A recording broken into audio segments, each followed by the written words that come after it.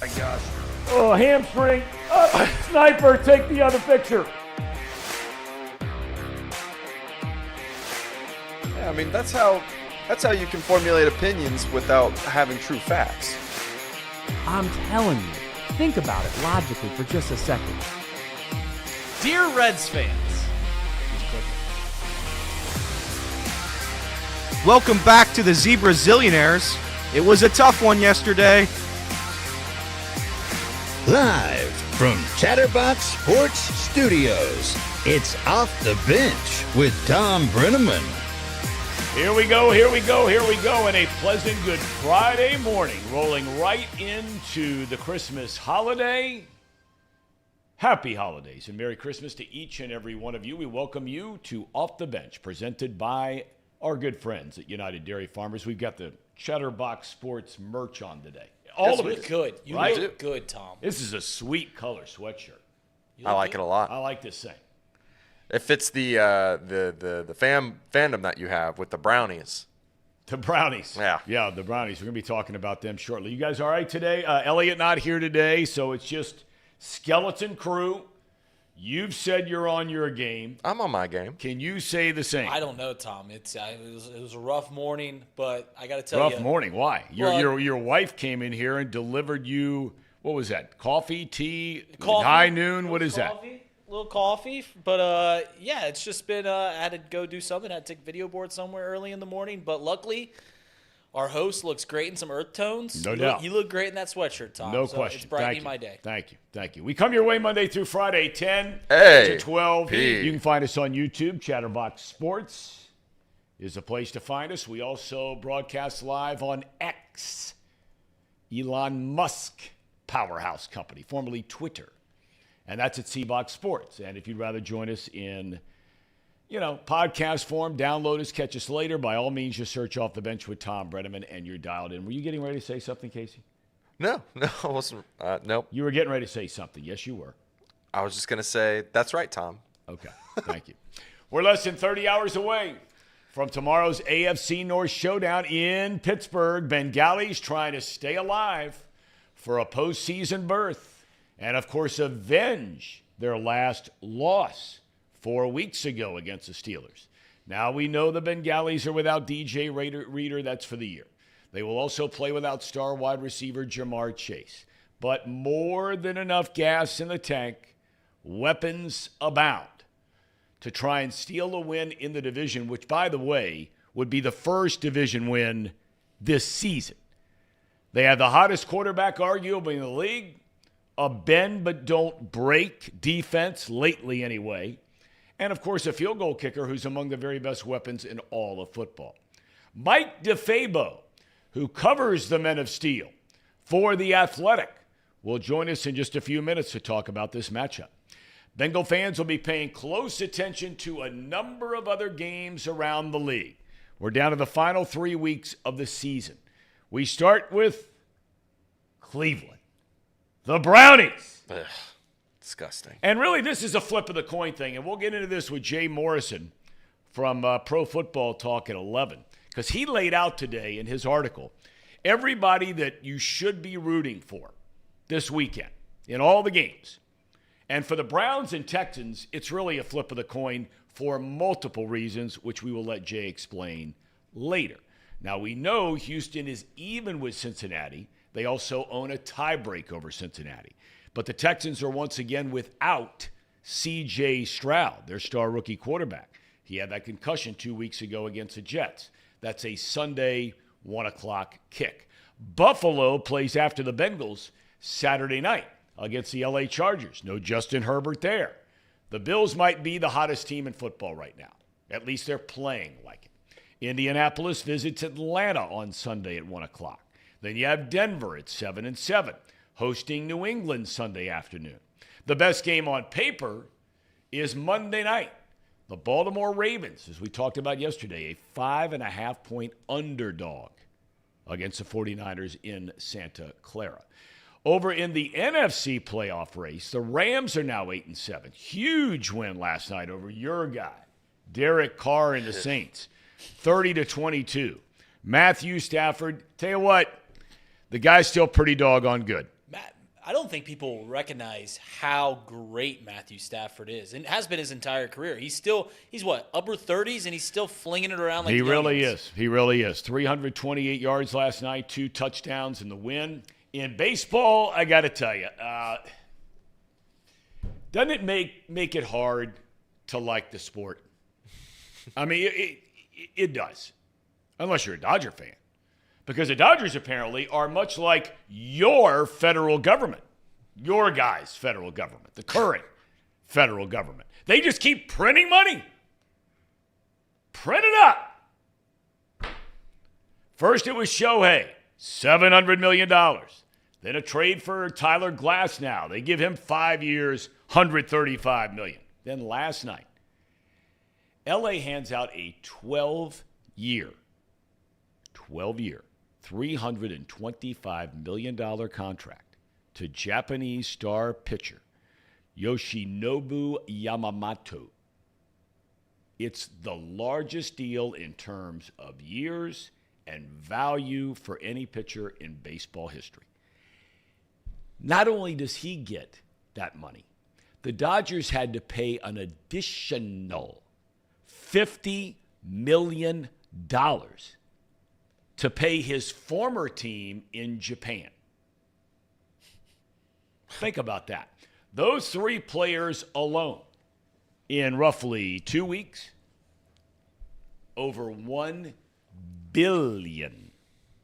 When the Castellini family bought the Reds, they did not pay 25% of that amount to buy the entire franchise. College hoops, number 9, Kentucky blast in-state rival Louisville, 95-76 last night. Steve Williams out here from Headline Sports reminded me this morning, 4 years ago this week, Louisville was the number 1 ranked college basketball team in the country. UC back on the hardwood tonight at 7 o'clock against Stetson. Miami hosts Vermont. Tomorrow, Xavier, a noon tip-off. Big East Conference play against Seton Hall. Muskies coming off that loss against St. John's, while the Pirates shocked UConn, the 5th-ranked team in the country. And in the NBA, the Detroit Pistons lost their 25th consecutive game last night. Can you imagine that? 25 in a row.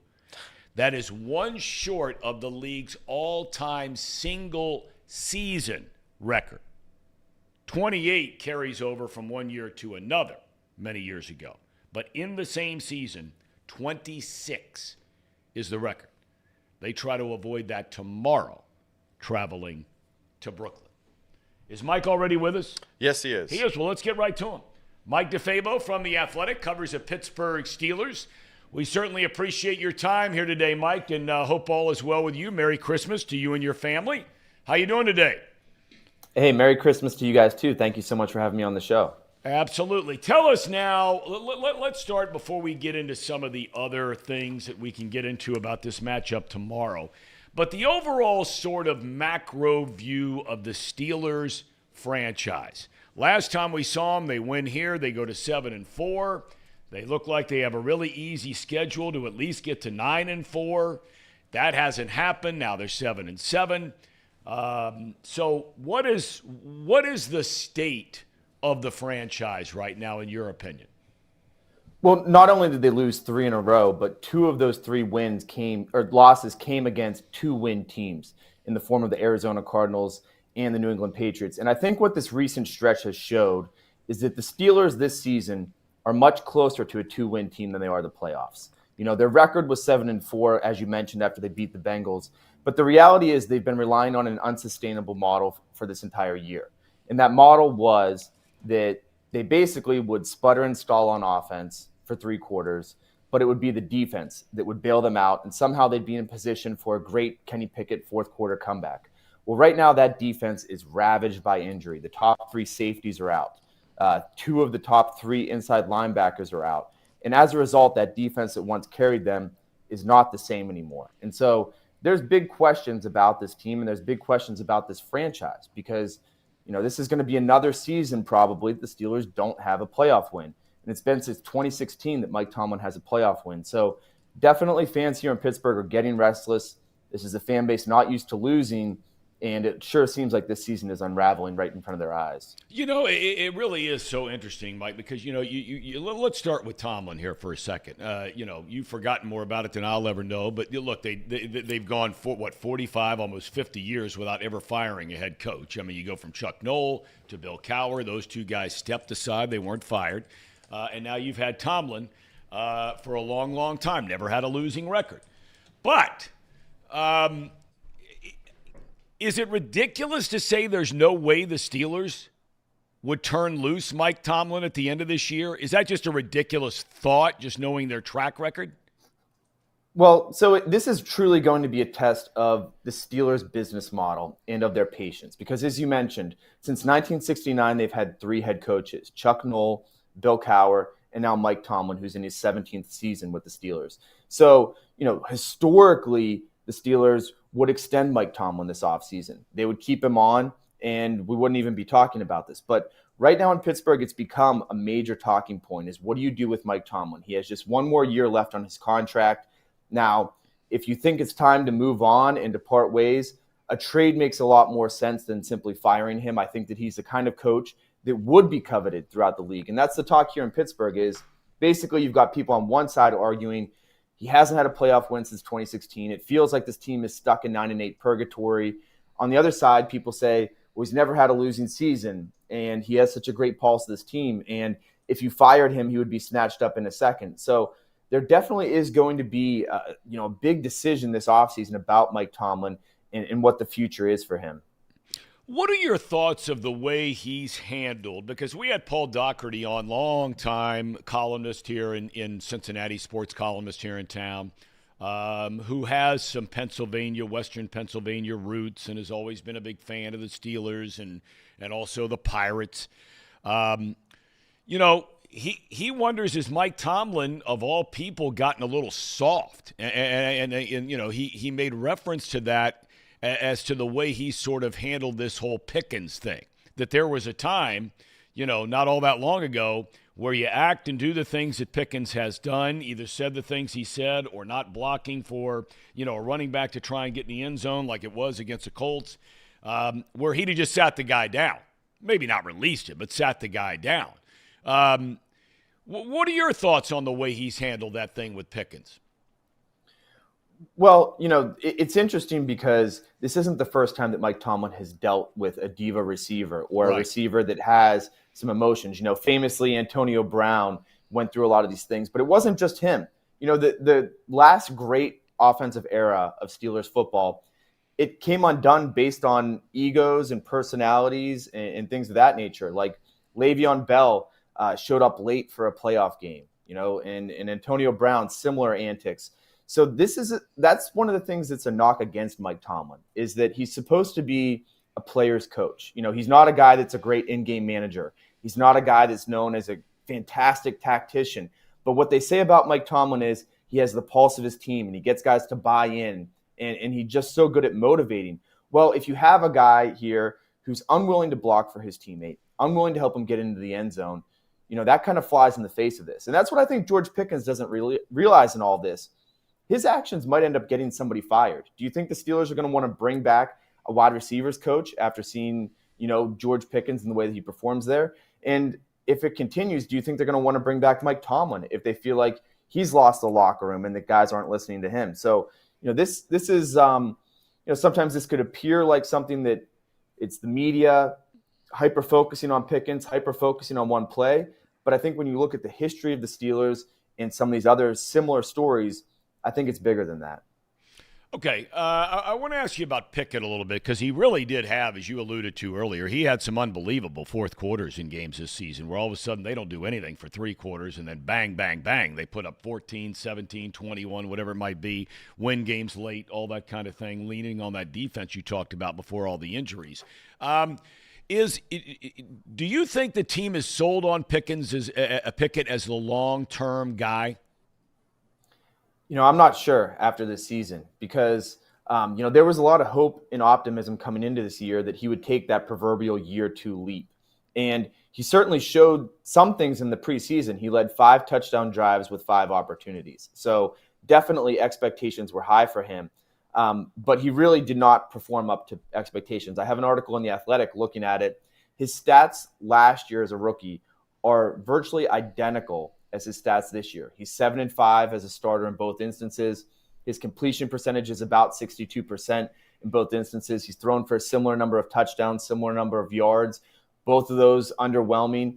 And so really, here's the real question for the Steelers. Right before they played the Bengals last game, they fired offensive coordinator Matt Canada. Now, how much was Matt Canada to blame? Was this a situation where Matt Canada was so bad and things were so dysfunctional that no quarterback could succeed? Or you had a situation where Matt Canada had never proven he could do it at the NFL level, leading a quarterback, Kenny Pickett, who had never done it at the NFL level. You know, if you're a Steelers fan, you have to convince yourself that it was Matt Canada's fault and that next offseason the Steelers are going to go. They're going to get a great offensive coordinator. He's going to help put Kenny in positions, and you're going to see Kenny grow.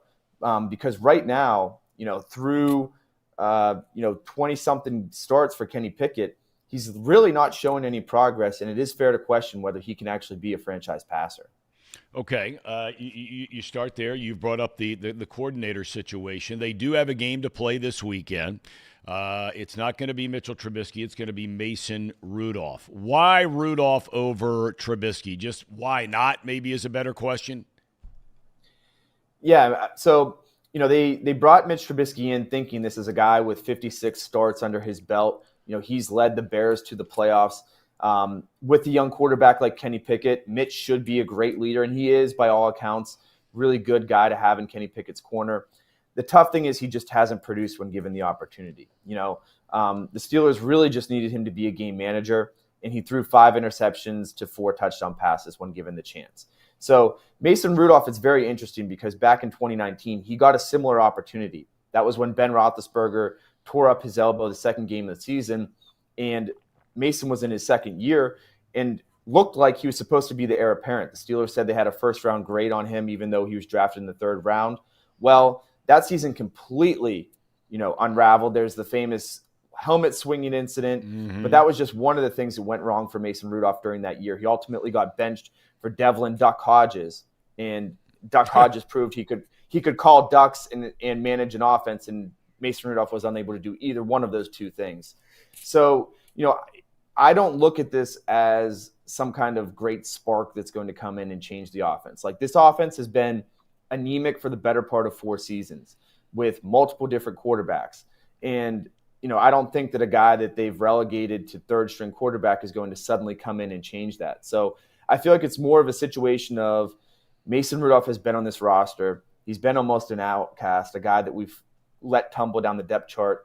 Our season's unraveling. Let's give this guy an opportunity because, look, it can't get any worse. It's already as bad as it's going to get. This offense is already horrific and historically and comically bad. So, you know, why not give Mason an opportunity to at least play here, and things can't get worse. Well, with that in mind, look, numbers don't lie. The Bengals defense has not done well in trying to stop the run.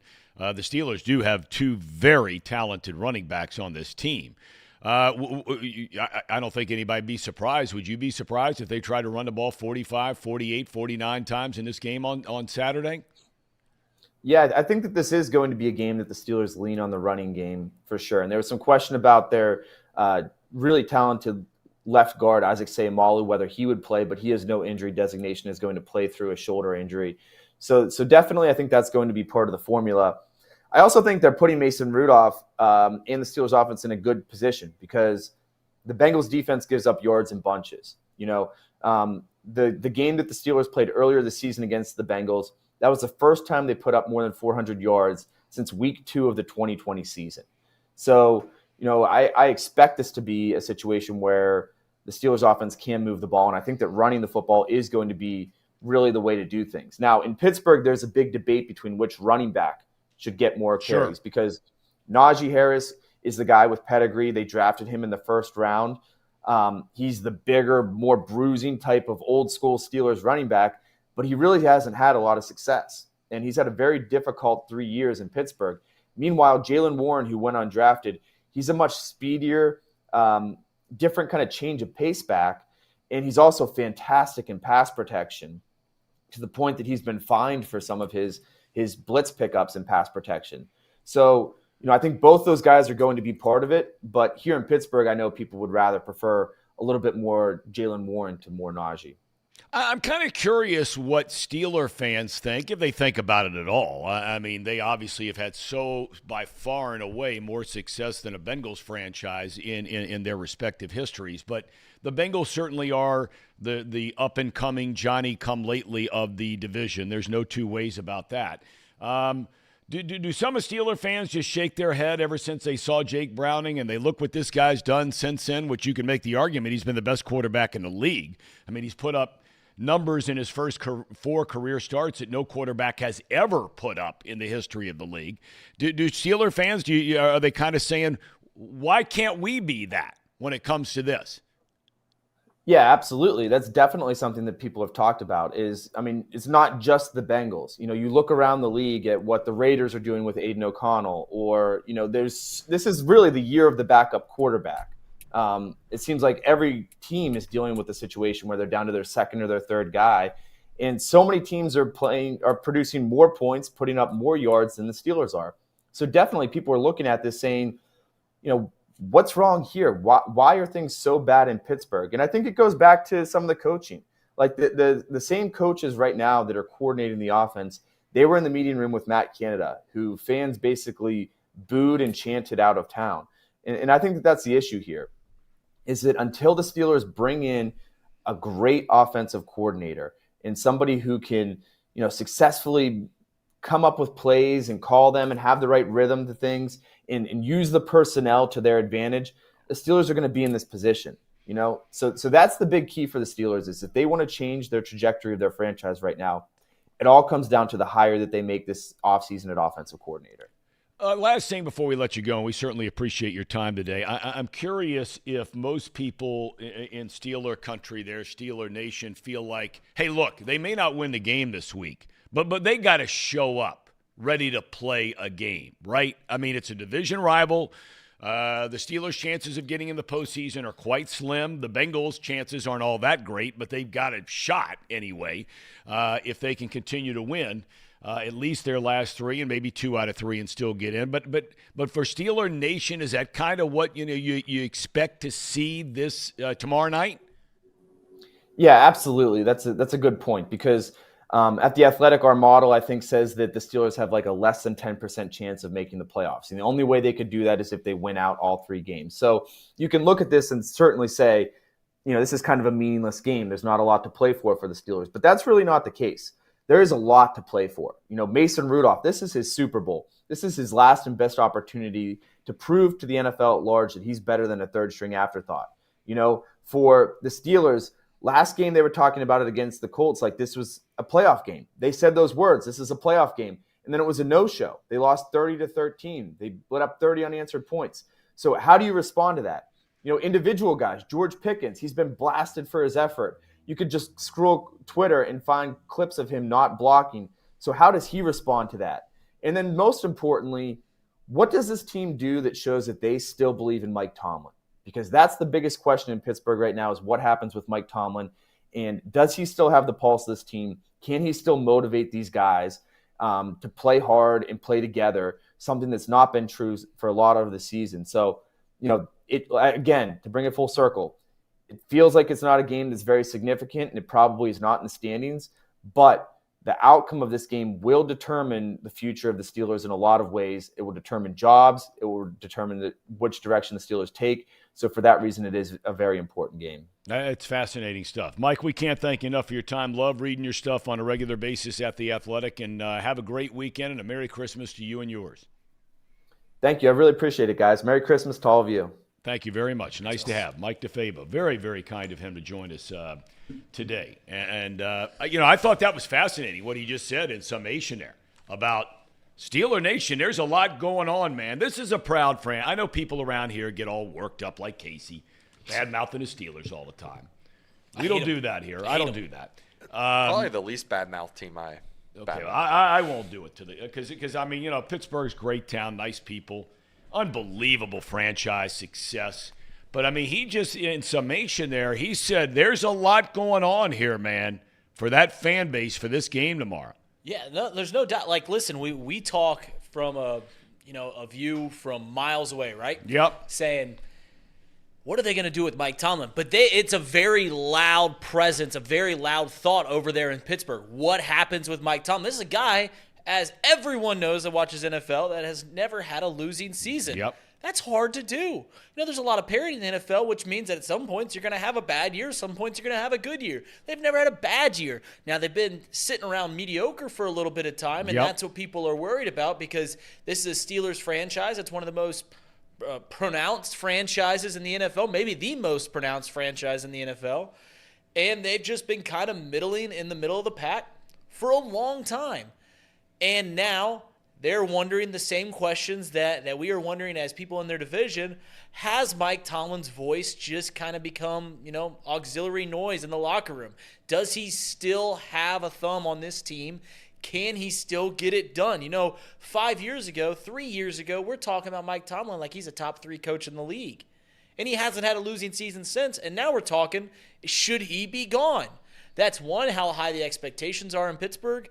And two, just showing that, what have you done for me lately? Hasn't won a playoff game since 2016. And those things are starting to drown out. Honestly, I feel kind of bad for Mike because Tomlin. Okay.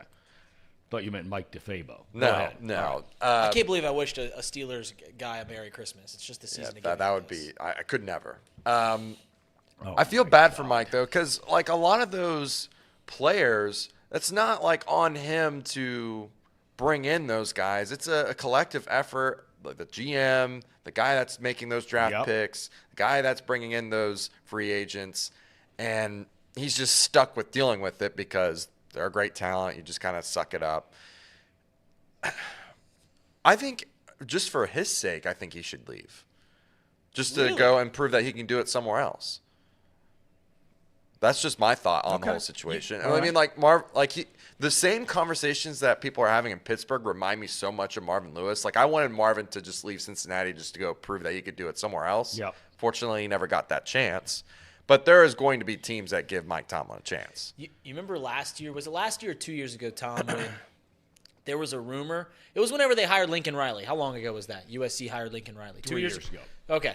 So there was a rumor. 2 seasons ago. There was a rumor that go around. It actually was started by I believe, Carson Palmer started the rumor. He went on Pat McAfee's show and was like, who are you guys looking into to replace the USC's head football vacancy? And he's like, Mike Tomlin is a guy we're looking at. They're like, Mike Tomlin? And then rumors started swirling around. And literally that day, all these rumors go around. Mike Tomlin being thought for the USC job. And I don't like Mike Tomlin just because of what the Steelers have done to the Bengals in my lifetime. But I giggled because Mike Tomlin had a press conference that day, and they asked him point blank, are you considering taking the USC job? And he looked in the camera and he said, what the hell are you talking about? Why in the hell would I go coach college when I'm the head coach of the Pittsburgh Steelers? So I do like Mike Tomlin. But, yeah, it's maybe there is some point to Casey that – maybe he should go leave and do it somewhere else. He's not going to do that. He is much too proud. It's the most proud franchise, maybe the most proud franchise in the league. Why would you want to leave that just to say I can do it somewhere else? I don't know. I thought the thing that was the most interesting part of that whole I just found that interview to be is the internet out? Are we good? No, I think we're still rolling.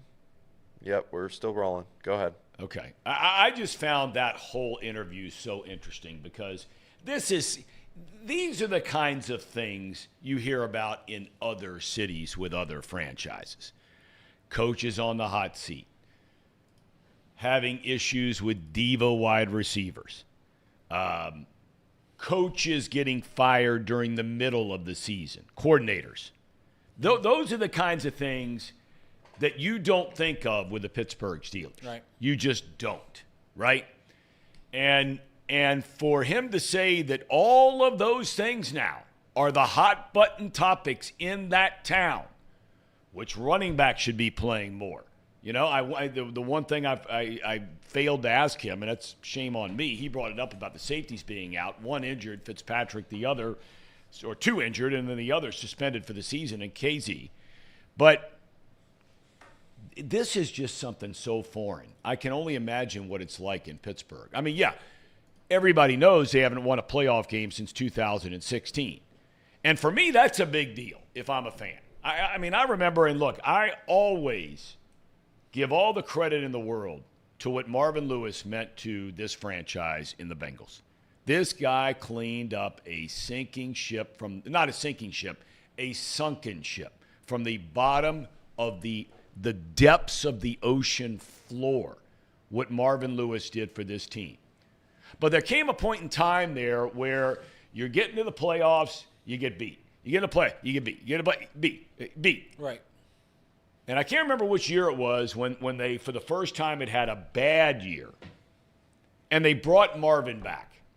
And I think that a lot of Bengals fans were like, you got to be kidding me. Mm-hmm. I mean, you know, okay, all the playoff stuff, rebuilding a franchise, putting pieces in place, drafting well, A.J. Green and Dalton, taking a flyer on Burfict, all these kinds of things.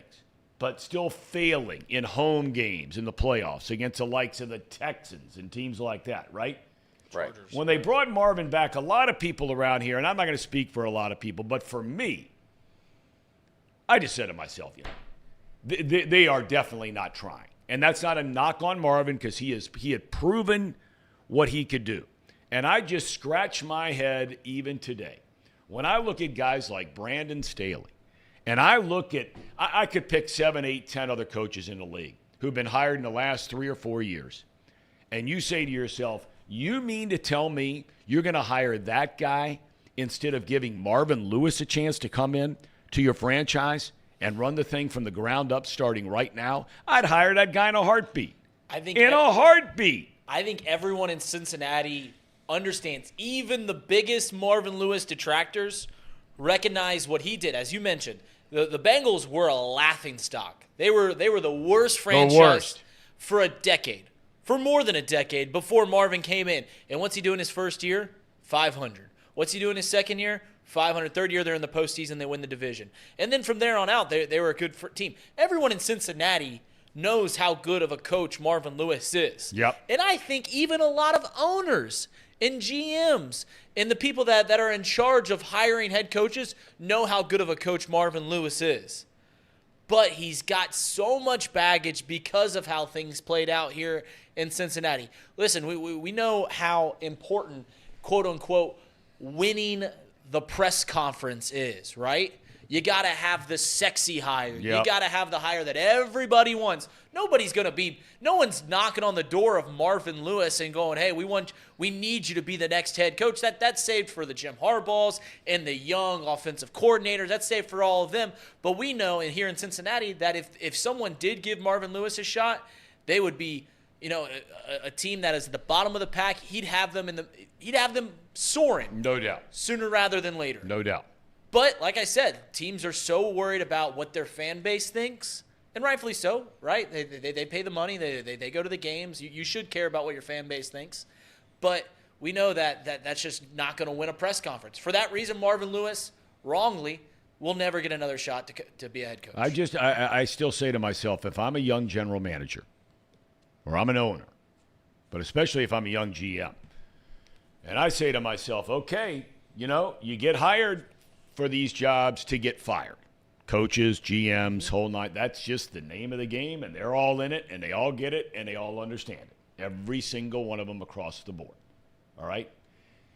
If you're going to take a chance of hiring a head coach, wouldn't you want to hire a guy that's done it? Granted, he may not win that press conference. You're spot on. Right. But he can also sit in that press conference and say, well, you know, I took over a team in Cincinnati that had won 25 games in the prior 6 years, whatever it was, right? And we became a playoff team 7 of the next 10 seasons. Now, we didn't win in the playoffs, but we built a sustainable, solid, competitive team. That's a guy I'd rather hire than, I mean, pick any number of names around the National Football League. I mean, come on. There's some guys out there you're just saying to yourself, are you kidding me? Yeah, I don't even know normally this time of year we're talking about who the next offensive coordinator is that's going to get hired.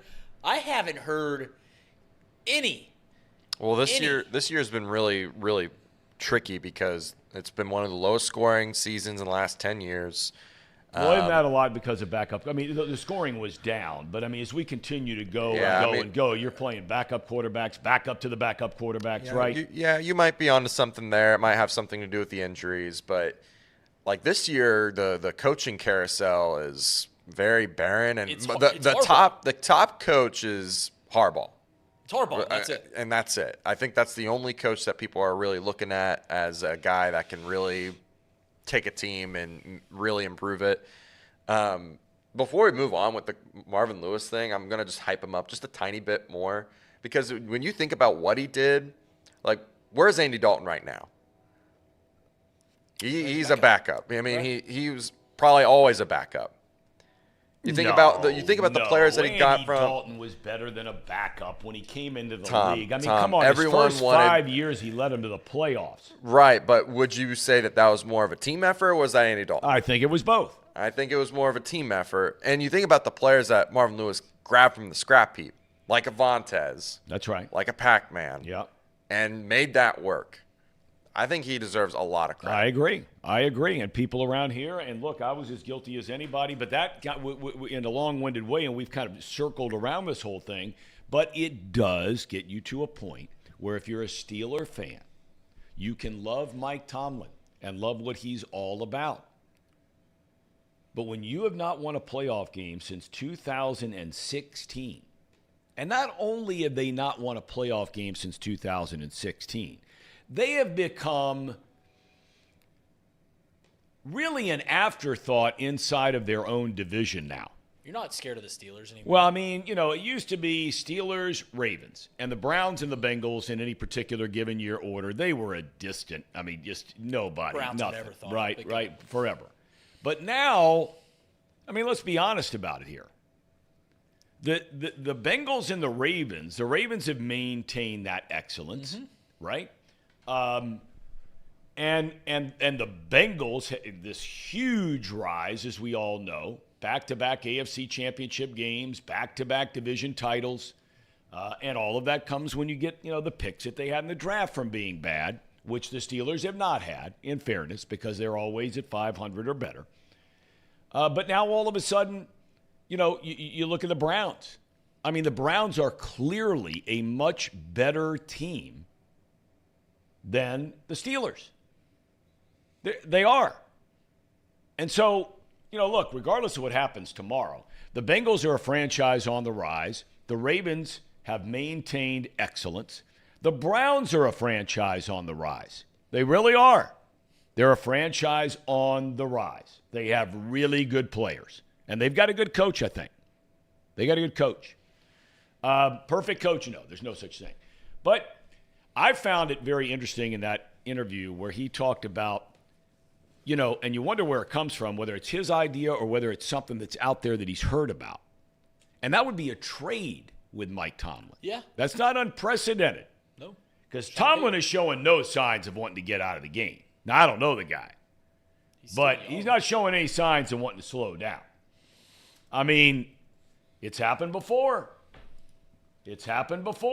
Correct me if I'm wrong. Wasn't Sean Payton traded from the New Orleans Saints? Mike Ditka was traded, right? Like Sean Payton, Mike Ditka, Gruden was traded. Yep. So these are all names that have been traded. Look, Mike Tomlin's still young.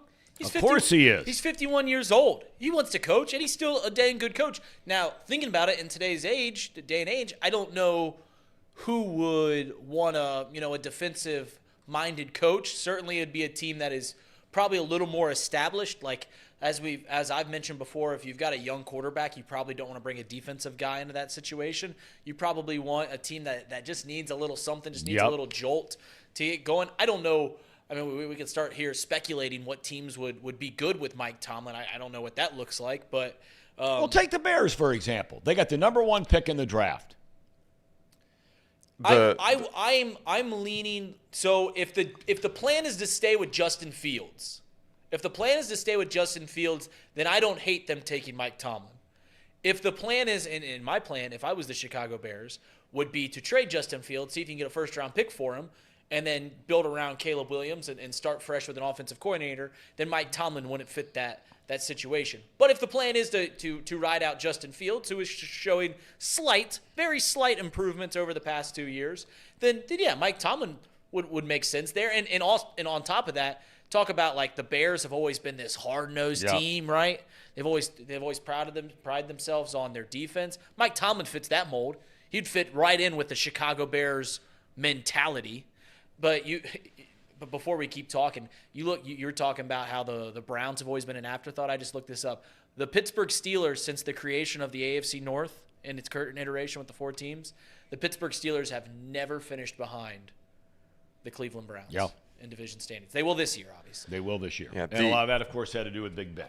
The one thing before we move on with this trade conversation, Sean Payton was traded for the Saints 2024 third-round pick, and the Broncos traded the first round and the second round pick for Sean Payton. So the Broncos just said we don't need picks. Yeah, I mean, like that would be a crazy. If it was the Bears, they could do it. They've got multiple first-round picks, but they don't have a second. They keep trading away that second-round pick. That's worked out for them, I would say, so far with that trade this year. But yeah, that would be an interesting thought for them to trade away Mike Tomlin, because, I mean, it would be 2 years in a row where we're having coaches, very relevant, prevalent coaches, be traded. Yeah. Well, the other part about that, and it got my attention, I don't know about you guys, but is when we asked him the question, do you expect the Steelers to show up tomorrow? And it seems like more times than not when they play the Bengals, they show up. Yeah. And there's a lot on the line for this franchise because of all the things going on. They're at home. They've got fans on their tail. They got media on their tail. They got dissension in the locker room. They got a lot going on. They got injuries all over the place.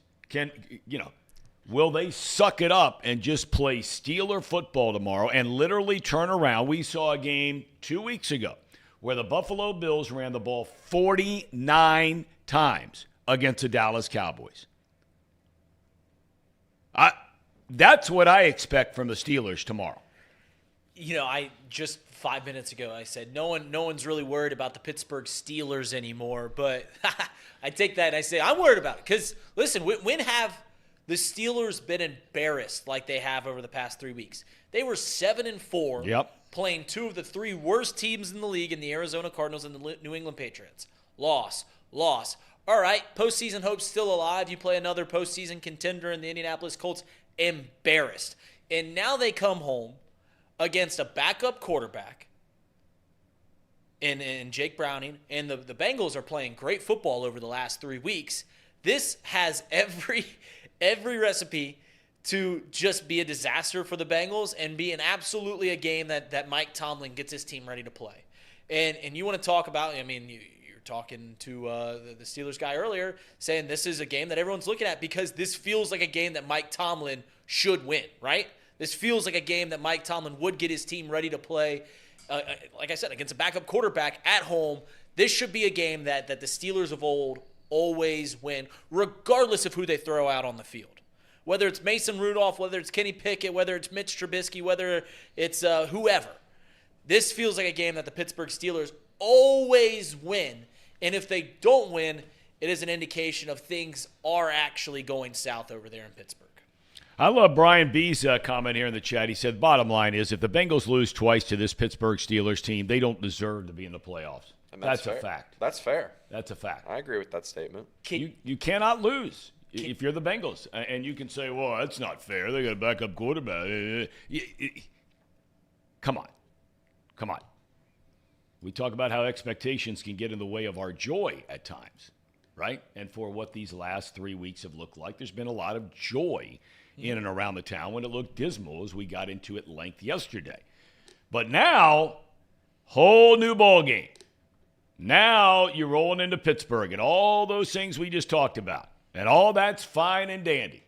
But at the end of the day, for Zack Taylor and his team, now they've got their own issues.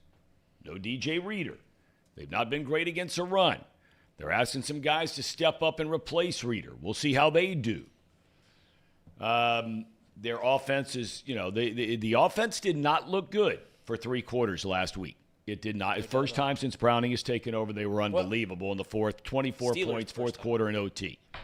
You got to win this game. And for Zack Taylor, for all the pressure for really another set of reasons for Mike Tomlin, there is as much pressure, in my opinion, on Zack Taylor this week that he better have his guys ready to play.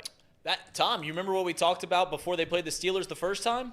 Is like we know exactly what we're going to see for the rest of this year in the first half against the Steelers. Obviously, that was wrong because they didn't look very good for the first half. And since that game against the Steelers, they've looked fantastic. Listen, in the 16 quarters that Jake Browning has played since becoming the starting quarterback with Joe Burrow down, he's played great in 8 of them.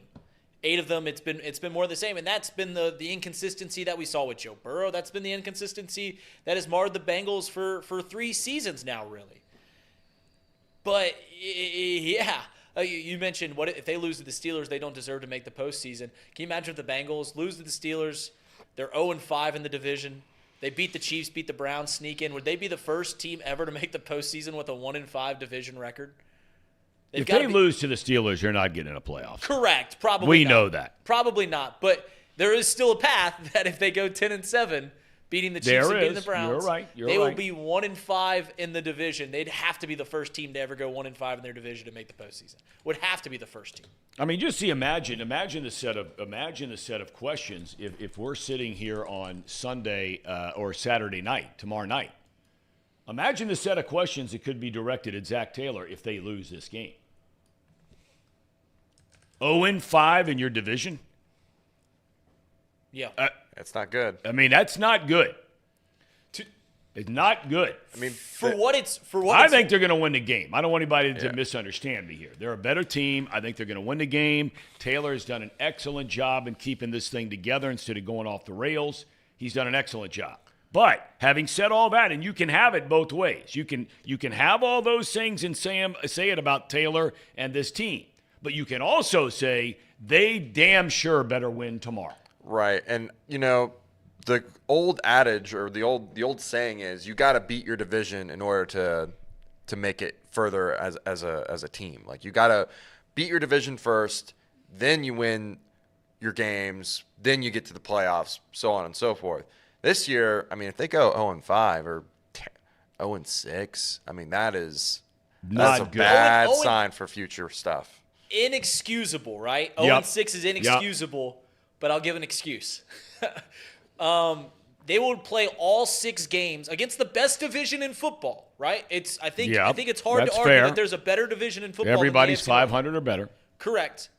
And the Bengals will not play a single division game with a healthy Joe Burrow. The first 2 games, banged up Joe Burrow. Browns, Ravens.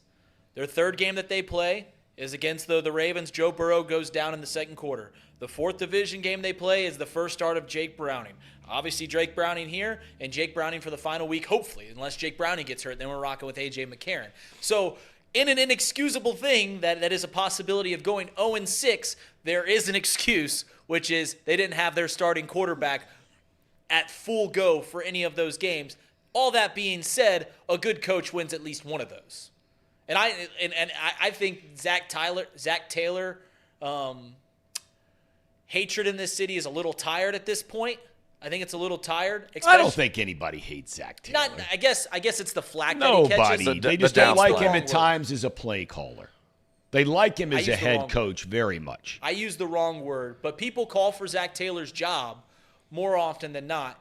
And he's 3-1 with Jake Browning. So if you're not going to give Zack Taylor credit here and now for what they've done to this point, and listen, a lot of things can change for the next 3 weeks, but if Zack Taylor gets this team into the postseason and you're still having questions about Zack Taylor, you're still not sold on him, then you'll probably never be sold on him.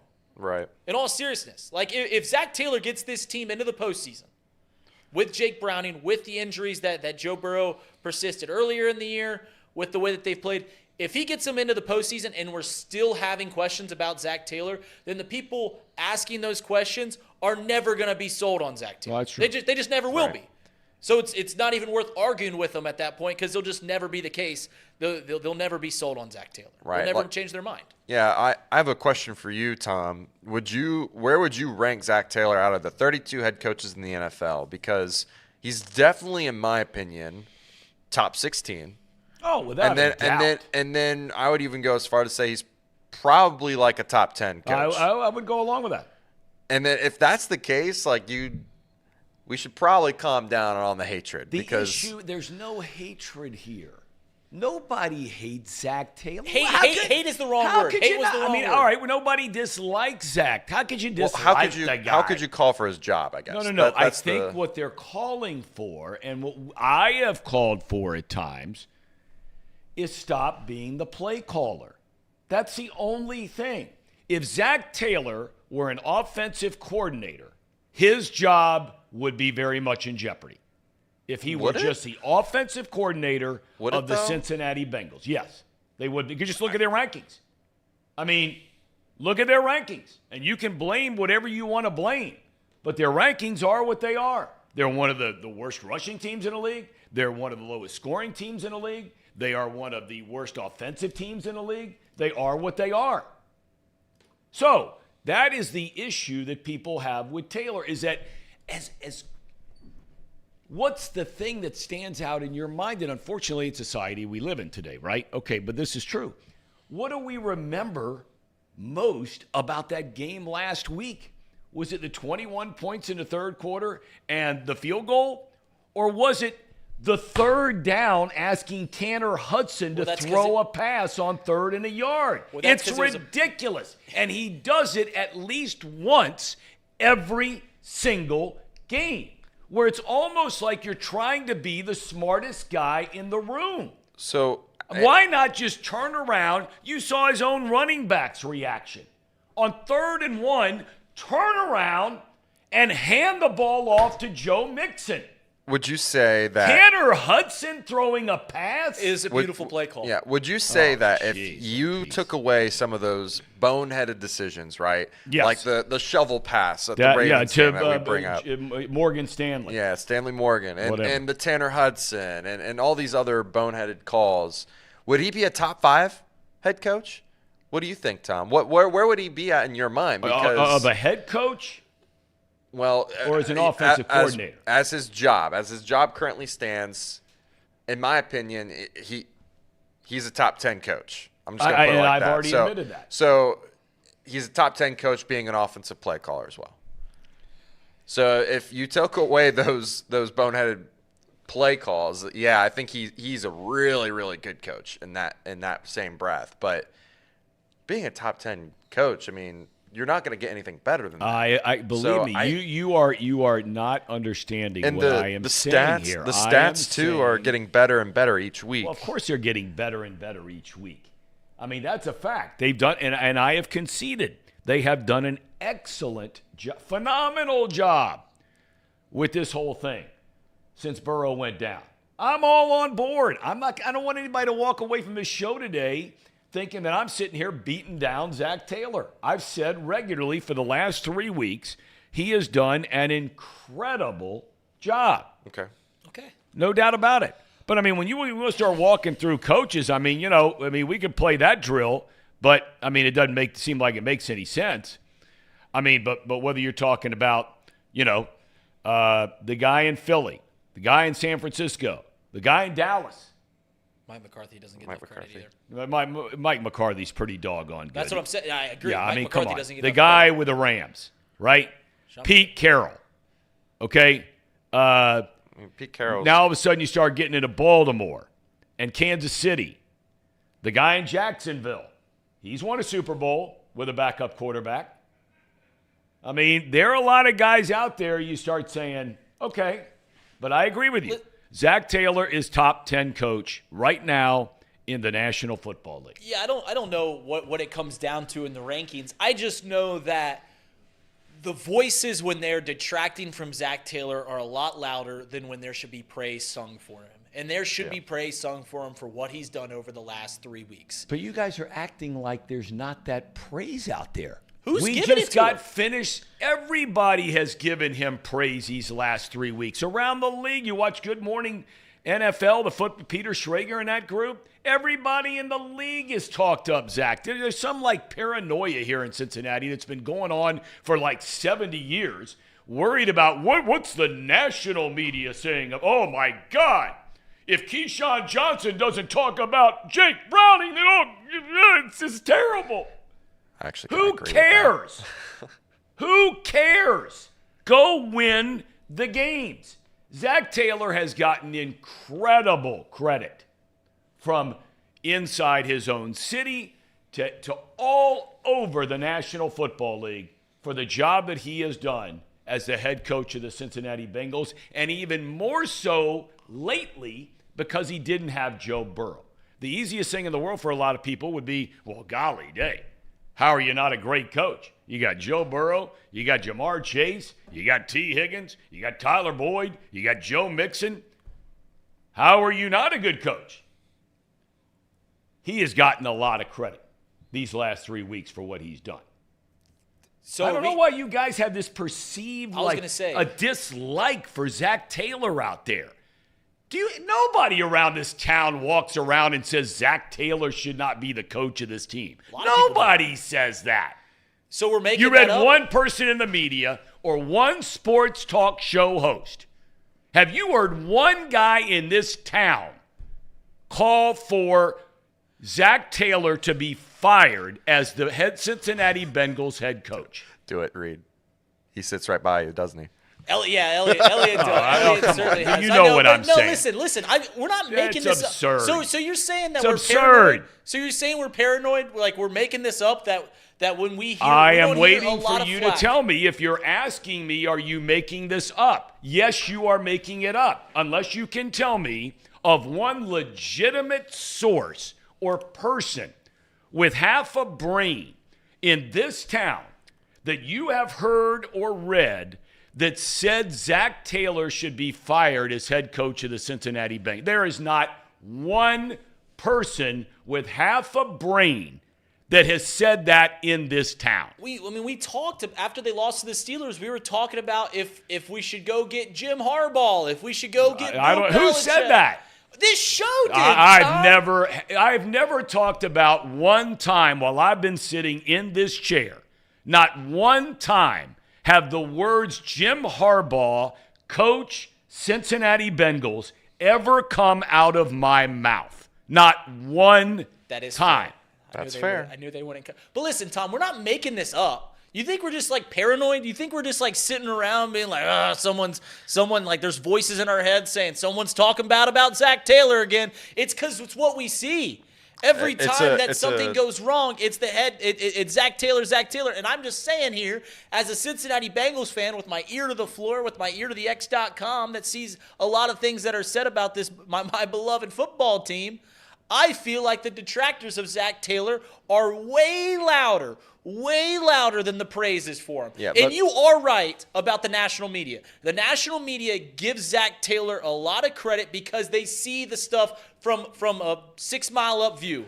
They see that with a banged up, they see that they took a Bengals team to the Super Bowl, back to the AFC Championship game. And when Joe Burrow goes down, they're 3-1 with their backup quarterback. That's right. Those are all things from 6 miles up that look fantastic for a head coach. But here, where we got a little bit more of a microscope on them, here in this town, I still feel like there's a lot of people that just detract from him. And as I said 10 minutes ago, I'll say it again right now, that if Zack Taylor gets to the playoffs with Jake Browning, and you are still having, if you're a fan, if you're a media member, and you're still having the questions in your head, I'm not sure if Zack Taylor's the head coach or should be the head coach of this team going forward, then your mind will never be made up on it. I think we're not separating this, fellas. We're not separating this. We have people, including me, that have had legitimate questions about Zack Taylor's play calling ability. There has not been anyone who has questioned the job, the culture, the environment, the focus, the attention to detail that he and his staff, Anarumo, Callahan, Simmons, that they've all done with Zack Taylor as the head coach. There are no issues in the locker room.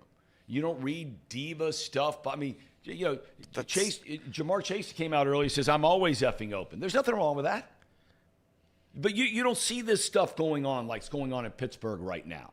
The issue with Zack Taylor has been only one thing: his play call. But that's half of his job, though, Tom. So that's where I think the disconnect is we're trying to say, like, yeah, he's a great head coach, but he's a terrible play caller. Well, that's half his job. That's what he's mainly doing on the sidelines, is calling half of the game. So when Reed says that there's a large portion of the fan base that does not give Zack Taylor a lot of credit, says that they want his job, I think they're basically he's right, that there's people that are calling for him to be fired from play calling duties, but in doing so, you're saying that he can no longer be the head coach for the most part, because telling a head coach, hey, we're tired of you calling plays, we want you to give it over to Brian Callahan. And he says probably, well, I mean, no, because I've been doing it up to this point. I've gotten to a Super Bowl. I've been, this, that, and the other. I mean, that's you got to give him credit for where he's gotten us to this point. He's been calling plays. Where all are you? along. This is what I mean. You guys continue to say, where do you give him credit? I have done nothing but give him credit as head coach of this team. But you're not giving him credit as a play caller either. I'm not, because when I look at all of the weapons and I say to myself, where are the numbers that back it up? Where are the numbers that back it up? Where are the numbers in nut cutting time? In the biggest games you play in, when you can't get a first down and you can't kick a field goal. And you got arguably the best quarterback on the planet. I'm just saying, I think that it would take some responsibility off of him. And look, there are too many other examples out there of guys that have realized how hard it is. There are just too many other examples out there of guys that have had incredible success in this league. Now, there also are examples of success of guys who have continued to be a good play caller. So is our buddy Jay Morrison, the pride of Ohio University, ready to go? Yes, he is. From Pro Football Talk. We appreciate, we reached out to Jay late today, and we appreciate his willingness before he heads off to Pittsburgh. Jay, are you driving over to Pittsburgh? Because it's damn near impossible to fly to Pittsburgh anymore, right? Yeah, I'm driving. It's not bad. It's a 4.5 hour drive. And so the drive there won't be bad. The drive home from like midnight to 4 a.m. Tomorrow night, get back at Christmas Eve, that may not be as fun, but you're right. It's much better than flying. No doubt about it. And I've made that drive at midnight many, many times after baseball games and trying to get back here to Cincinnati. And that's a long, long, lonely drive. I hope you have company. You're not doing it by yourself, are you? Yeah, Paul Daner's riding with me, so okay, he'll keep me laughing. He'll keep me awake. Okay. Hey, we were just sitting here getting into some of this Zack Taylor stuff, and I'm kind of curious. I've maintained all along that what they've done the last 3 weeks, where they've really sort of changed their identity in many ways, forced to, with a backup quarterback stepping in there. They're running the ball more. I think Zack Taylor is getting a lot of credit, both locally and nationally, than maybe he's ever had at any other time, when you had Joe Burrow and Jamar Chase and all these guys where people say, hey, well, if you can't win with those guys, who are you going to win with? Do you get that feeling, or do you think that there's still a significant number of those out there, whether it's in the media or the fan base, that still wonder about Zack Taylor? Yeah, I think the critics have gone quiet, but I don't think they've changed their mind. I think they're just waiting for the next loss to happen to go back and hammer him. But honestly, he's not going to win it. If they make the playoffs, he definitely should be getting some votes for Coach of the Year. To be able to do this with a backup quarterback, to be able to manage the Burrow injury early in the year, the calf, the way they did, and come through that still alive, and then playing really good football before he got hurt again. He's done a really good job this year. And you think about it, the year they went to the Super Bowl, he didn't get a single vote for Coach of the Year. And that's, I think, what you said. A lot of people think it's just Joe Burrow carrying him along. And you can't say that now with Jake Browning running the show. I'm kind of curious. I maintain that the portion of the fan base that goes sour on Zack Taylor is not as Zack Taylor, the head coach. It's as Zack Taylor, the play caller. You agree with that or disagree with that?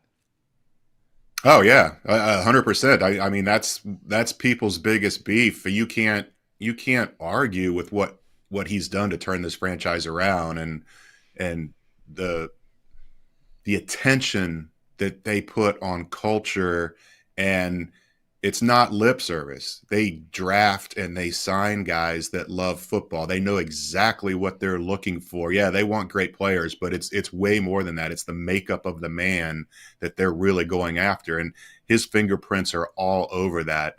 So yeah, the play calling is the big issue. I think what gets lost a lot is they run a lot of RPO.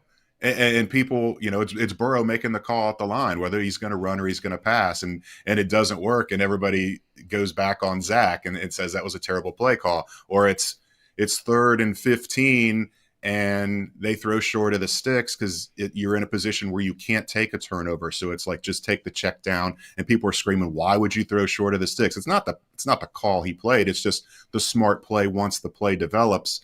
And the other thing is Zack's kind of like Mike Brown, where there's a lot of other voices involved with the organization, and Mike has final say. It's the same thing with the play calling. Zack pointed out that 3rd and 21 when they hit Jamar Chase for 24 yards at Minnesota to continue the drive that tied the game. That was Dan Pitcher, the quarterback's coach, calling that play. Said, "Let's run this." Now Zack could have said no and gone a different way, but he said, "Yeah, that's a great call." They went with it. Browning made an incredible throw. So it's not, he's not a dictator in terms of play calling. I think where people get frustrated is it's not creative. It's not flashy. There's not all the wild motion that's so popular in the league now. And it's just not his philosophy. He's always said, we're not going to do motion just to do motion. There has to be a point to every single thing you do. And they just feel better, and Burrow feels better without all that going on. He wants it calm and still so he can read the defense. So there's a lot that kind of goes into it, and I think you just have to kind of look at the results. And if they're winning games and they're getting in the playoffs, I think you kind of have to live with them as a play caller. Yeah, okay. All right, fair enough. We just had Mike Defabo on from The Athletic, who, of course, covers the Pittsburgh Steelers, and he was talking about so many things that we're so unaccustomed to seeing going on in Pittsburgh.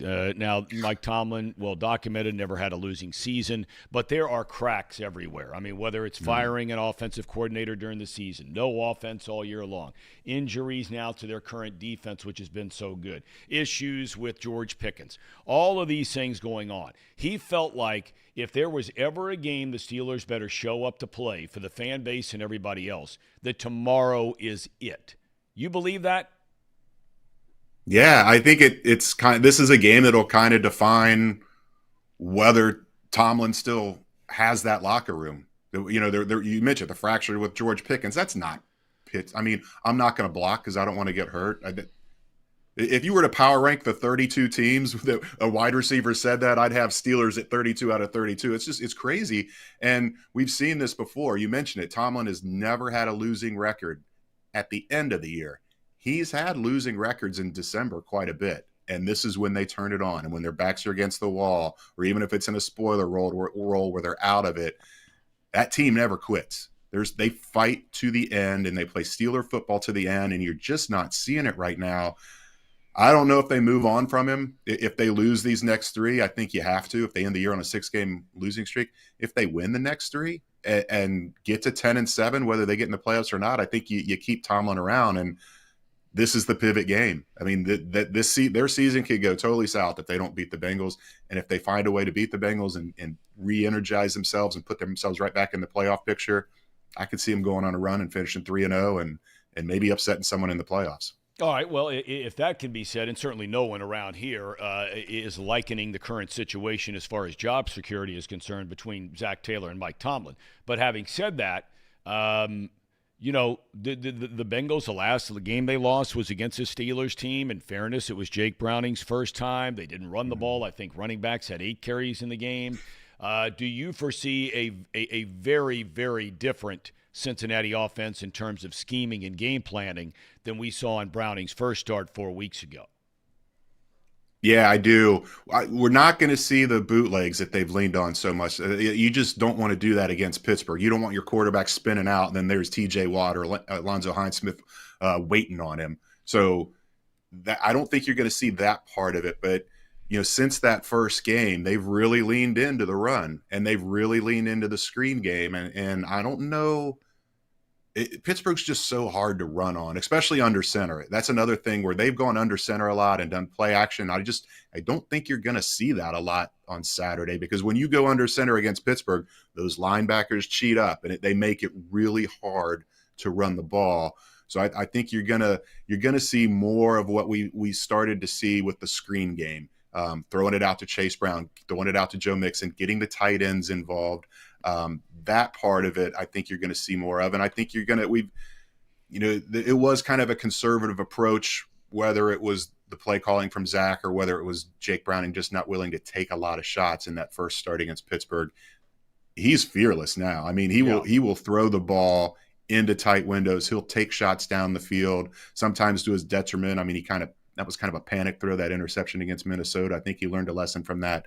So I think you're going to see them run the ball more. It'd be hard to run it less than eight handoffs that they had in that first game. And part of that, too, is they only had 42 snaps in that game. They just couldn't get in a rhythm. And I think that's what they've really done a good job with Jake Browning with these screens is letting him get some early completions and get in a rhythm and get on a roll, and kind of like a shooter, seeing the ball go through the net a couple times, and then the confidence builds.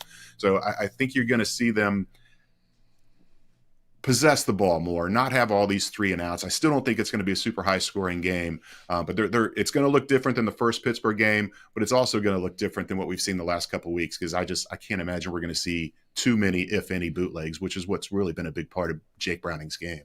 Will the third receiver slot, you think, Jay, be really a mix and match depending on down and distance and situation with Chase out? Yeah, I really think it will. It's interesting because, last year when Chase was out, Trenton Irwin really stepped up, and he's been pretty quiet here recently. Even last week, they had 11 receivers catch a pass. That was one shy of the NFL record, and Irwin didn't have any. They had 9 guys catch 2 passes, which was one shy of the NFL record.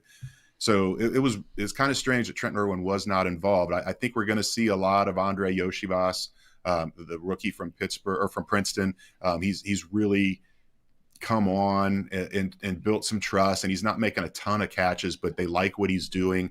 You saw Jake Browning take the deep shot for Charlie Jones. Maybe we see some more of that this week. And then I think you're really going to see him lean into the tight ends with it primarily Tanner Hudson. I think he has really come on and supplanted Irv Smith as the primary receiving option among those tight ends.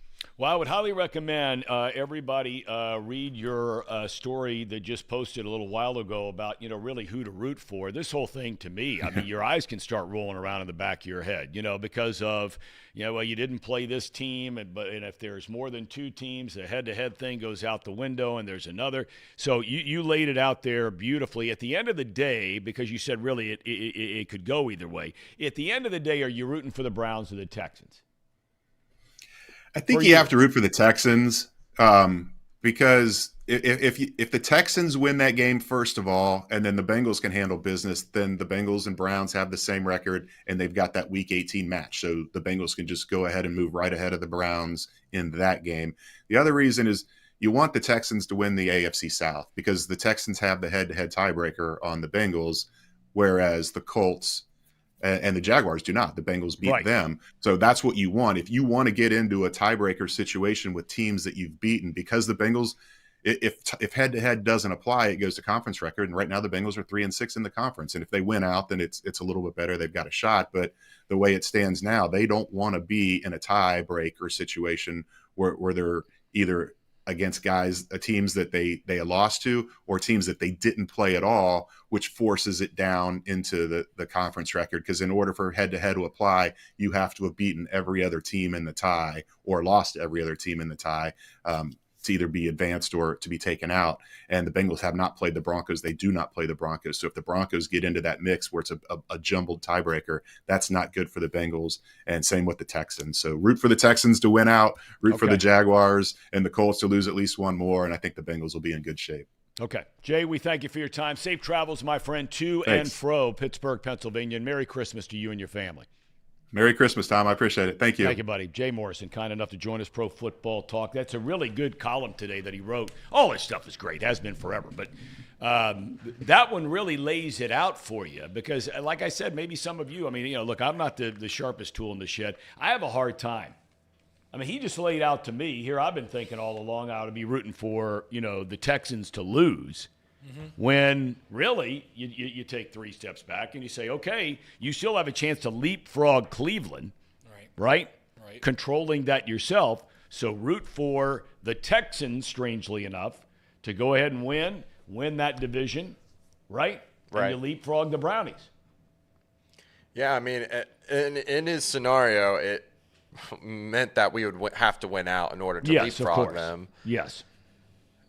That being said, I think many people already have given the Bengals maybe that loss against the Chiefs or just a loss somewhere on this schedule, and that's why we wanted the Houston to lose. So, I mean, in one respect, I kind of understand where he's coming from. I don't know. I mean, maybe he really thinks that they can go undefeated the rest of the way. I think that would be a lot to ask, but you mean the Bengals to go undefeated? The Bengals to go undefeated. Yeah. What are your thoughts, Tom? What do you think is more likely, the Bengals to go undefeated or them go drop one here in the next 3 weeks? Look, the Kansas City thing is a tough ask, man. That's tough sledding. No, I mean, they're Kansas City. They're the Chiefs, and I know the Bengals with Joe Burrow and company have played very well there in the whole Burrowhead thing. I don't think by any means it's impossible to think that the Bengals could beat the Chiefs. I really don't. If you'd asked me that question maybe 6-7 weeks ago, or even 4 weeks ago when Burrow went down. Even with Burrow, I'm not sure they win. But the Chiefs just aren't as good. They really aren't as good as they've been. Now, could they get it together the last 3 weeks and just steamroll right into another AFC championship game and win a Super Bowl? Absolutely. They got the best quarterback on the planet. They got the best tight end on the planet. They got one of the best coaches on the planet. And their defense is better than it's been during this entire run that they've had, where they've been to 3 Super Bowls and won 2 of them in the last handful of years. So it's possible. But the eye test says to me, when I watch Kansas City, that they are not the same team. I think the Bengals can beat them. Don't you? So I've been going back and forth on this. My one issue with this is that the Bengals on defense, man, that they just give up yards to teams that they shouldn't. Like the Kenny Pickett game here recently. I mean, Nick Mullins. And yes, Patrick Mahomes has struggled on offense, but do you really think that the Bengals are going to hold that offense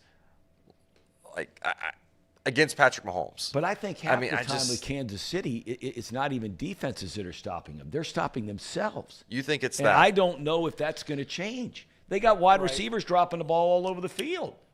Listen, when we talk about the Kansas City Chiefs, and it's undeniable that when you watch them, it's not the Kansas City Chiefs of old. All that being said, how many teams would you rather play in the NFL? I'm not talking the AFC. Right. I'm talking the entire NFL going to their home field and playing in a playoff game, any game. The list is incredibly short. In my opinion, there's really only 2 teams I'd rather not. I'd rather play, and that's the Ravens and the 49ers. You're right. I would rather play, I think, even the Eagles. I think I'd rather go play the Dallas and Jerry World than I would before I play Andy Reid and Patrick Mahomes and Browning Head. All that being said, I mean, we've won there before. The Bengals have won there before. So, and they just lost there 2 weeks ago to Buffalo. Right. I mean, they just lost. Right. So it's not it can be done. But obviously the easier path is to beat the Steelers, beat the Browns, and hope that 10-7 gets you in. For what it's worth, I've had the New York Times playoff predictor, their little playoff picture thing pulled up all week. And if the Bengals win this week against the Steelers before any other games take place, because it's going to be the second game of the entire schedule, they have a 60% chance of making the postseason. And you talked about that Browns and Texans game. And this is just going off simulations. If the Browns win or the Texans win, literally the playoff odds don't change at all. That's right. Right. It's like 60% if the Bengals win, and then if the Browns win, it's like 61. If the Texans win, it's like 58. Right. So and that's basically what was in the article that Jay wrote, was that really you can make an argument for rooting for either one, and you're really not going to go wrong. Right. So the bottom line is, though, like you said, is that the Bengals have to win a game. All right, let's take an ad break. And we got picks to do, correct? We got picks to do, that's right. We got picks to do for the weekend. Yep.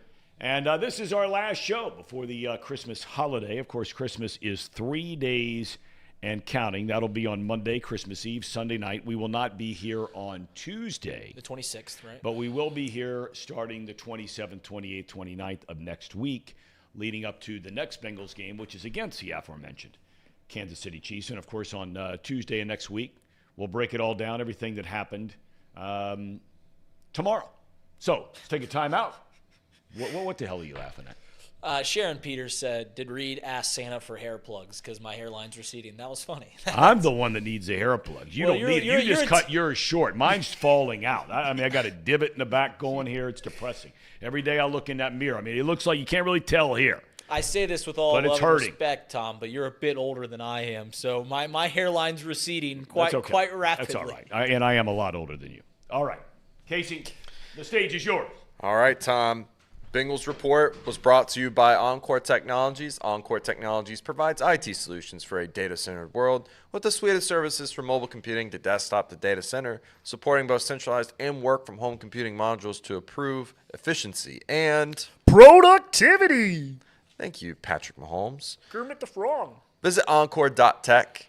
Path to innovation begins here. Let me tell you about our wonderful sponsor here, Pawnee Water. Made right here in Hamilton, Ohio. Uses natural limestone filtration, unlike the artificial processing that other brands use. The result is a healthy alkaline water, and some say the best tasting water in the world.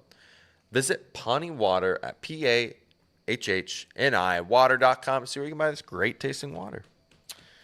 Casey Rue, did you get all your holiday shopping done? I still have some last minute gifts to go get, but No doubt. that will be done probably tonight. After the show. Yeah. Listen, it is the holiday season, so if you guys go get your shopping done, I tell people all the time that one of the best things about, I mentioned yesterday, one of my favorite things about getting married is my wife just like lays out my clothes sometimes for me whenever we have like a wedding or like we're going to go to Christmas Eve mass. I mean, I'll just show up and then the clothes, hey, honey, wear this. All right, I'll put it on. Without a doubt, one of the best things about being married is all the Christmas presents are just done by her. I mean, I see the money come out of the bank account, so I'm like, hey, let's calm down on the spending. But like, I have two godsons, cousins, all of it's taken care of from Mariana. So shout out to my wife and Everett. Yeah, I do have a Starbucks because my wife got it for me today. So yeah, Merry Christmas, all. I'm sorry, I'm gonna wear my Cubs hat. I am a Cubs fan, as you guys know. I found it, by the way. I found it. So there's my little Cubbies hat. Thank you, Casey, for getting this. I will say this. Everyone's talking about Jamar Chase being out, and rightfully so. He's the best weapon that they have. He was out last year when we played the Pittsburgh Steelers. And what happened, T. Higgins got 9 receptions for 148 yards. So hopefully that same thing happens. Trenton Irwin actually had a good game, as Jay Morrison brought up, 3 receptions for 42 yards. So hopefully it's more of the same. I'm a little worried about tomorrow. The spread, don't like it. As we know, my takes are largely based off of betting lines, and I don't like that spread. If you want to go to the opposite of opinion, of public opinion, the Bengals should walk into this one and win this. I mentioned my dad, who is a hard-nosed guy. He told me earlier this week, and I've never heard him say this before. He's like, "Oh, we're going to go in there. We're just going to wax them. We're going to kick their tail." I mean, he'd be the kind of guy that if the Bengals are 15-0 and they're playing an 0-15 team, he's like, "I don't know. Watch out for this game. It's a trap game," something like that. And he's just talking about how they're gonna wax the Pittsburgh Steelers. But I'll take this off because you guys don't like The Northsiders. The Northsiders. Oh, also, before we keep going, this is a fun thought experiment that I text Trace and our group chat. Is after the Dodgers sign Yamamoto and on top of the Shohei Ohtani deal, and you can throw in Glass now, but we'll just keep it Yamamoto and Ohtani, which clears $1 billion. Do we think that the Cincinnati Reds, and I'm not saying that, I'm saying this more not to like troll the Cincinnati Reds, but more of what is Major League Baseball gotten into, the state of baseball.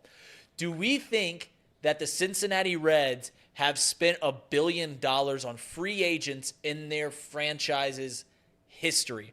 I'm not talking extensions. I'm talking bringing guys in. So like the Joey Votto $250 million deal, that's out. But like King Griffey Jr.'s $119 million deal. That's on the table. I looked it up last night.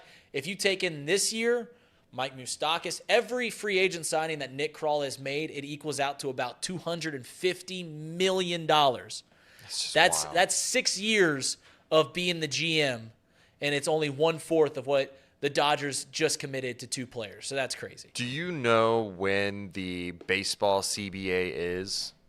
It's in a couple of years. So we still have another couple years of this nonsense? I mean, not that it's going to change, but there will never – I have a hard – the only way that there will ever be a salary cap in the league, in Major League Baseball, is if the players realize that it's damaging for the sport. Like they would be accepting that they're going to make less money. So that's never going to happen. The strongest union in the United States of America is the Baseball Players Association Union. Yeah. That's the strongest union in America. Shout out Marvin Miller. Is there I should probably know this. Is there a league minimum for players? No. So the only thing that they have is they have a luxury tax. So if your payroll clears this amount of money, you then pay a tax. You pay like a percentage of what your payroll is. So a lot of sometimes that does limit teams from spending, but now teams have just figured out ways to stay under the tax via deferred money and those sorts of things. Tell you, it makes it hard. It makes it hard to be a fan of the game. And I mean, I've grown up my whole life in the game and broadcast baseball over 30 years. It's not to say you can't have fluke situations because they've happened, but they don't happen like all the analytics folks out there make you think it happens, because it doesn't, and the numbers simply don't lie. Kansas City is the only mid to small market team forever that has won a World Series. That's it. And this year is example A.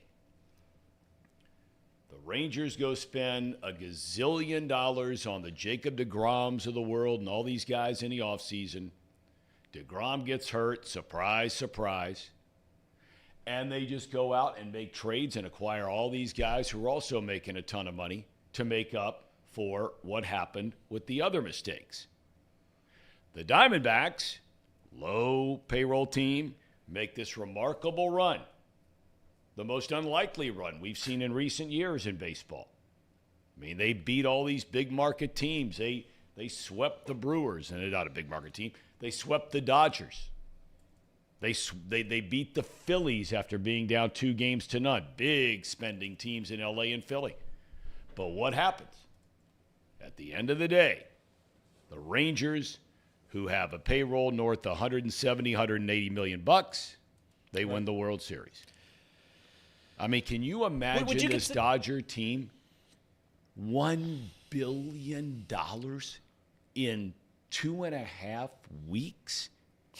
$1 billion? You give and you know, it's so funny. And again, here we go again with this whole sort of, celebration of contract. And look, I'm all in favor of everybody making as much as they can. I hope everybody in this room and everybody watching this show, I hope you can do things for your family, do things for your friends, do things for your faith, do things for the better of mankind because you're making so much money. I hope and pray that happens to every single one of you. There are other areas I'd have more prayers for, but that one would be a good one, right? But when you sit there and you look at this whole thing, again, you'll get the analytics people. And make no mistake, You could scour the internet and find millions of these examples when it comes to drafting players, pitchers specifically we're talking about now, in Yamamoto's case. There have only been, I think, like 5 pitchers in the last 30, 35 years who were 5'11" and 180 pounds shorter or lighter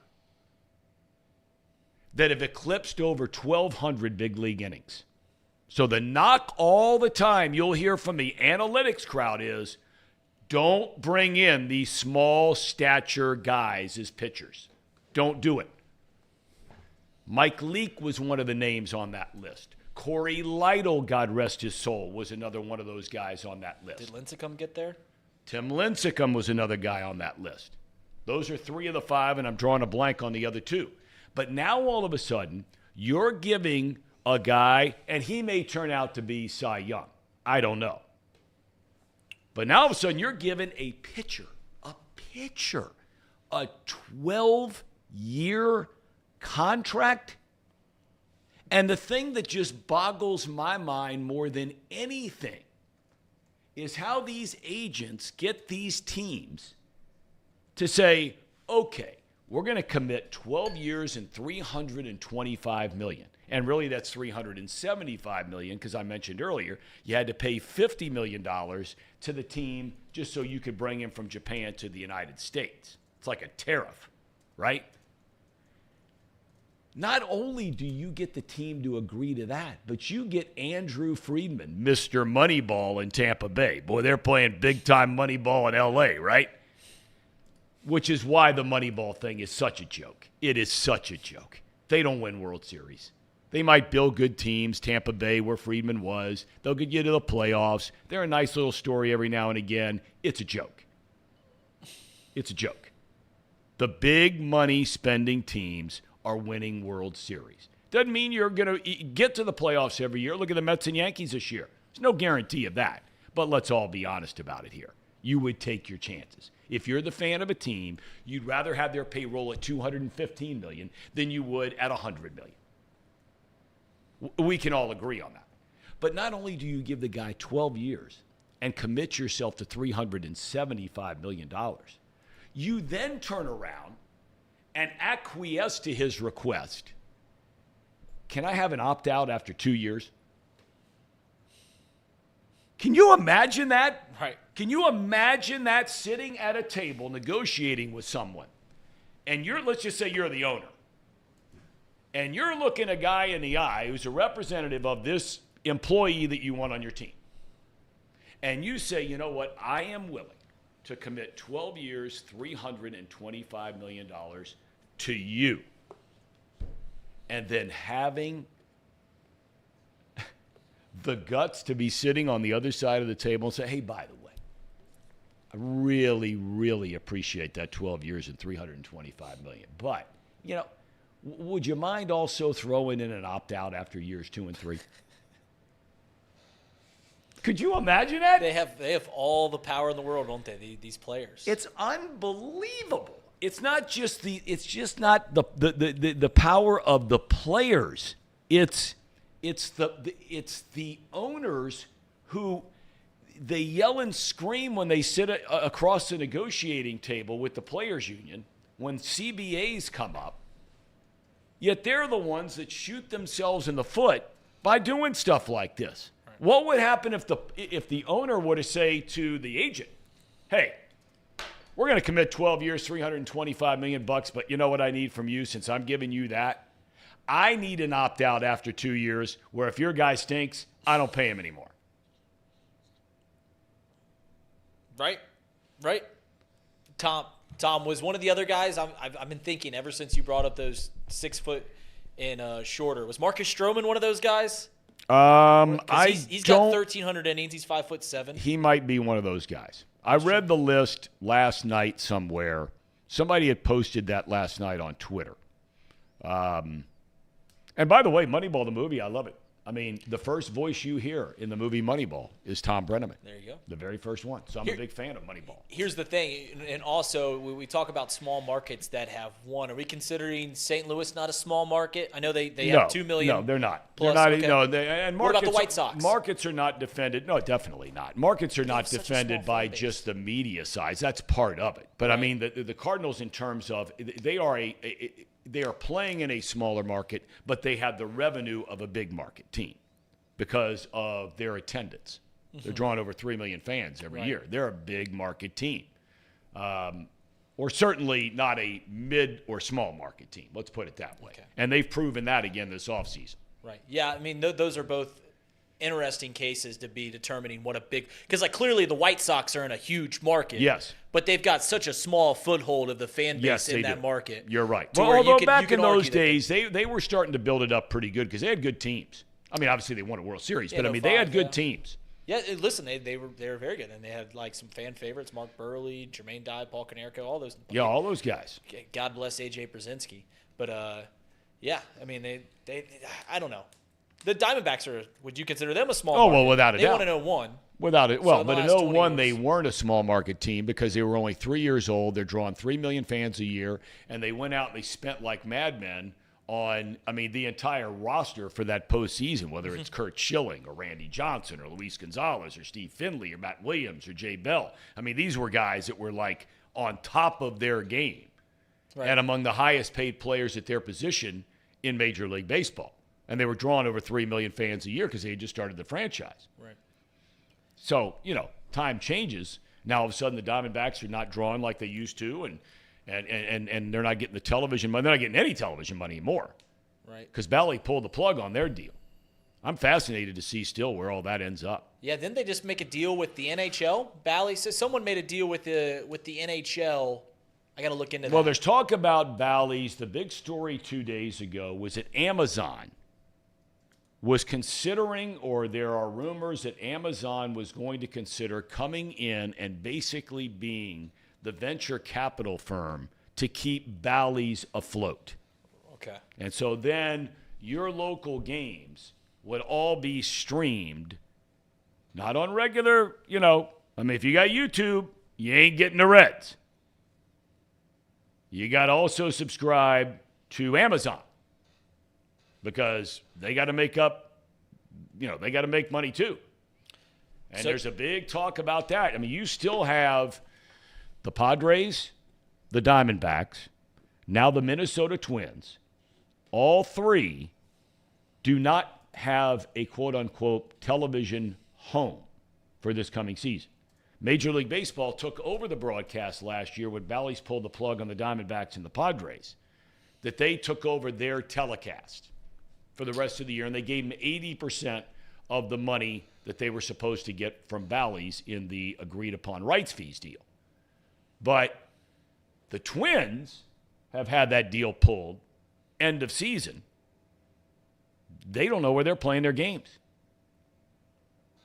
I mean, can you imagine if the Reds, and Bally's has said, it was in the paper a couple days ago, they're going to pay the remaining teams on this deal that they have through this year.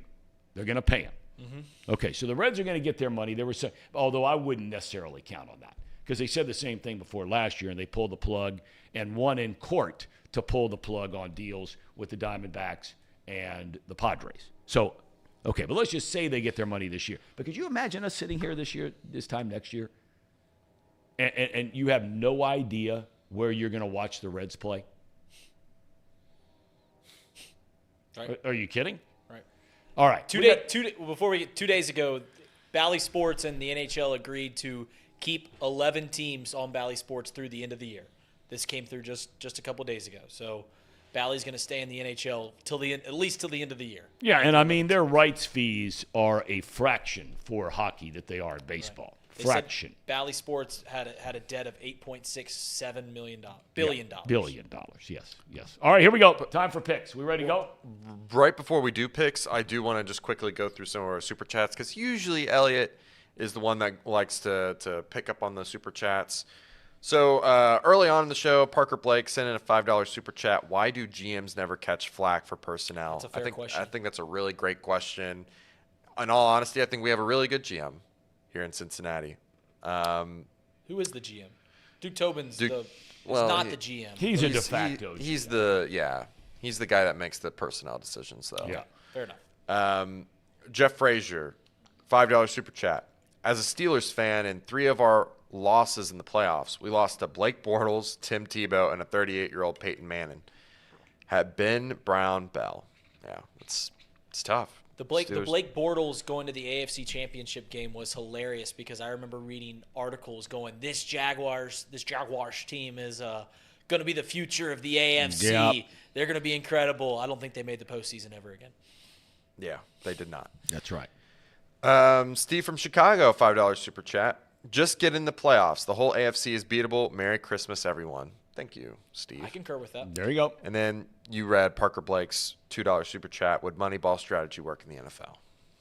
Which they don't have to. They don't have to worry about it. They literally don't have to. The only thing that I would say that is becoming more, and you've heard this take from me, is that it's becoming more and more abundantly clear that you can't pay running backs what they think they deserve to be paid. Like you can pay them a little bit of money, but it just is becoming more and more clear that you can't give a running back $20 million. But go on. Okay. Right, picks. We ready for picks? Yep, we're ready for here picks. Here we go. Blackmore's been screaming for him here in the chat. Okay, we begin. Colts v. Falcons. Clearly, in Jay Morrison's article, you're rooting for the Falcons. Even though the Bengals have a head-to-head win over the Colts, you're rooting for the Falcons in this one. 2.5-point favorite. How in the world is it? That's what I'm talking about, that Tom. team stinks. It makes no sense. And they're going with Taylor Heineke, right? Right. Right? Okay, instead of Desmond Ridder. He's out. You wonder what his future is in the league. That's another topic for another day. I am going with the Batlin Garner Minshew's. That's a good pick, Tom. I really don't understand this spread whatsoever because I would say the best thing about the Falcons is their defense. And you look at the injuries that they have on their defense, and 2 of the biggest reasons why they've been really good this year is David Onyemata and then Calais Campbell. And those 2 are both questionable. Bud Dupree's also been a pretty decent linebacker for them. Jake Matthews, one of their top tackles, also questionable. It just doesn't make sense. I'm going to go with the Colts as well. That spread I don't get it. Reed? Yeah, this is going against my gambling knowledge, which is typically if you see a spread that doesn't make sense, you just take it. Like last night, I took with the Saints. I didn't understand that spread. I thought it should have been more. Obviously, it didn't work out. But my brain tells me to take the Falcons because of my gambling knowledge, but I'm going to take the Indianapolis Colts. I think the baby horses are going to win this one. I'll do my best Elliott impersonation because we do have his picks. Yeah, I say this with all love and respect, but the Indianapolis Colts are not a serious team. They're not a serious team. For that reason, I'm going to take the Falcons. Okay. I think what you should have said was, I'm going to change my pick. That's right. Because he was going to pick the Colts, but he just knew that we would all pick Colts. Listen, I'm so new to being Elliott. Falcons. I'm new to doing it, so we'll pick it up on I wouldn't want to make that a habit. Go ahead. All right, moving on. Broncos versus the Patriots. -7 for the fighting Russell Wilsons. Reed? For me, I believe I took the Patriots in this when I put this in here earlier, and I believe that. For some reason, I just have a hankering, a suspicion that not that they're going to win, but that the New England Patriots are going to cover this game. So 7 points. Once again, here's my best Elliott impersonation. I mean, the Patriots are terrible. I mean, they're the worst, and I say this with all love and respect, but they're the worst team that has maybe ever gone out on a football field. It's for that reason the battling Sean Paytons are gonna whop it up. Dangerous. Dangerous. Let Russ cook. That's right. All right, Casey. I just don't have a lot of lid. faith. Yeah, I love this lid. From Molly. Little Santa pants. From Molly. From Molly. Go That's ahead. right, Tom. That's right. I'm going with the Bill Belichick's. I'm going with the fighting Belichick's. I think that Denver got a lot of hype for some of the wins that they had against the Bills and the Chiefs, and I mean those were impressive wins. But I think that maybe they are starting to fall back down to earth. So That being said, 7 points is a lot. It is. It's a lot, and I just don't think that they have the offense that can put up a lot of points. I think that their success is on defense, so I'm going to go with the Patriots. I think they'll cover that spread. Okay. I'm taking the fighting Russell Wilsons. They're at home. Dangerous. They're at home. They got a lot to play for. Patriots have nothing to play for, although the Bailey Zappies are playing pretty good right now. Okay. Next up. San Francisco versus the Ravens. Now, this has come down from 5.5. We talked about it on the show yesterday. Right. It is still the largest underdog spread, second largest in Lamar Jackson's career. The only other time he was a bigger underdog in a game was at Kansas City, his fourth NFL start in 2018. Baltimore lost that game, but they lost in overtime by 3. All right. This is a big-time game right here now.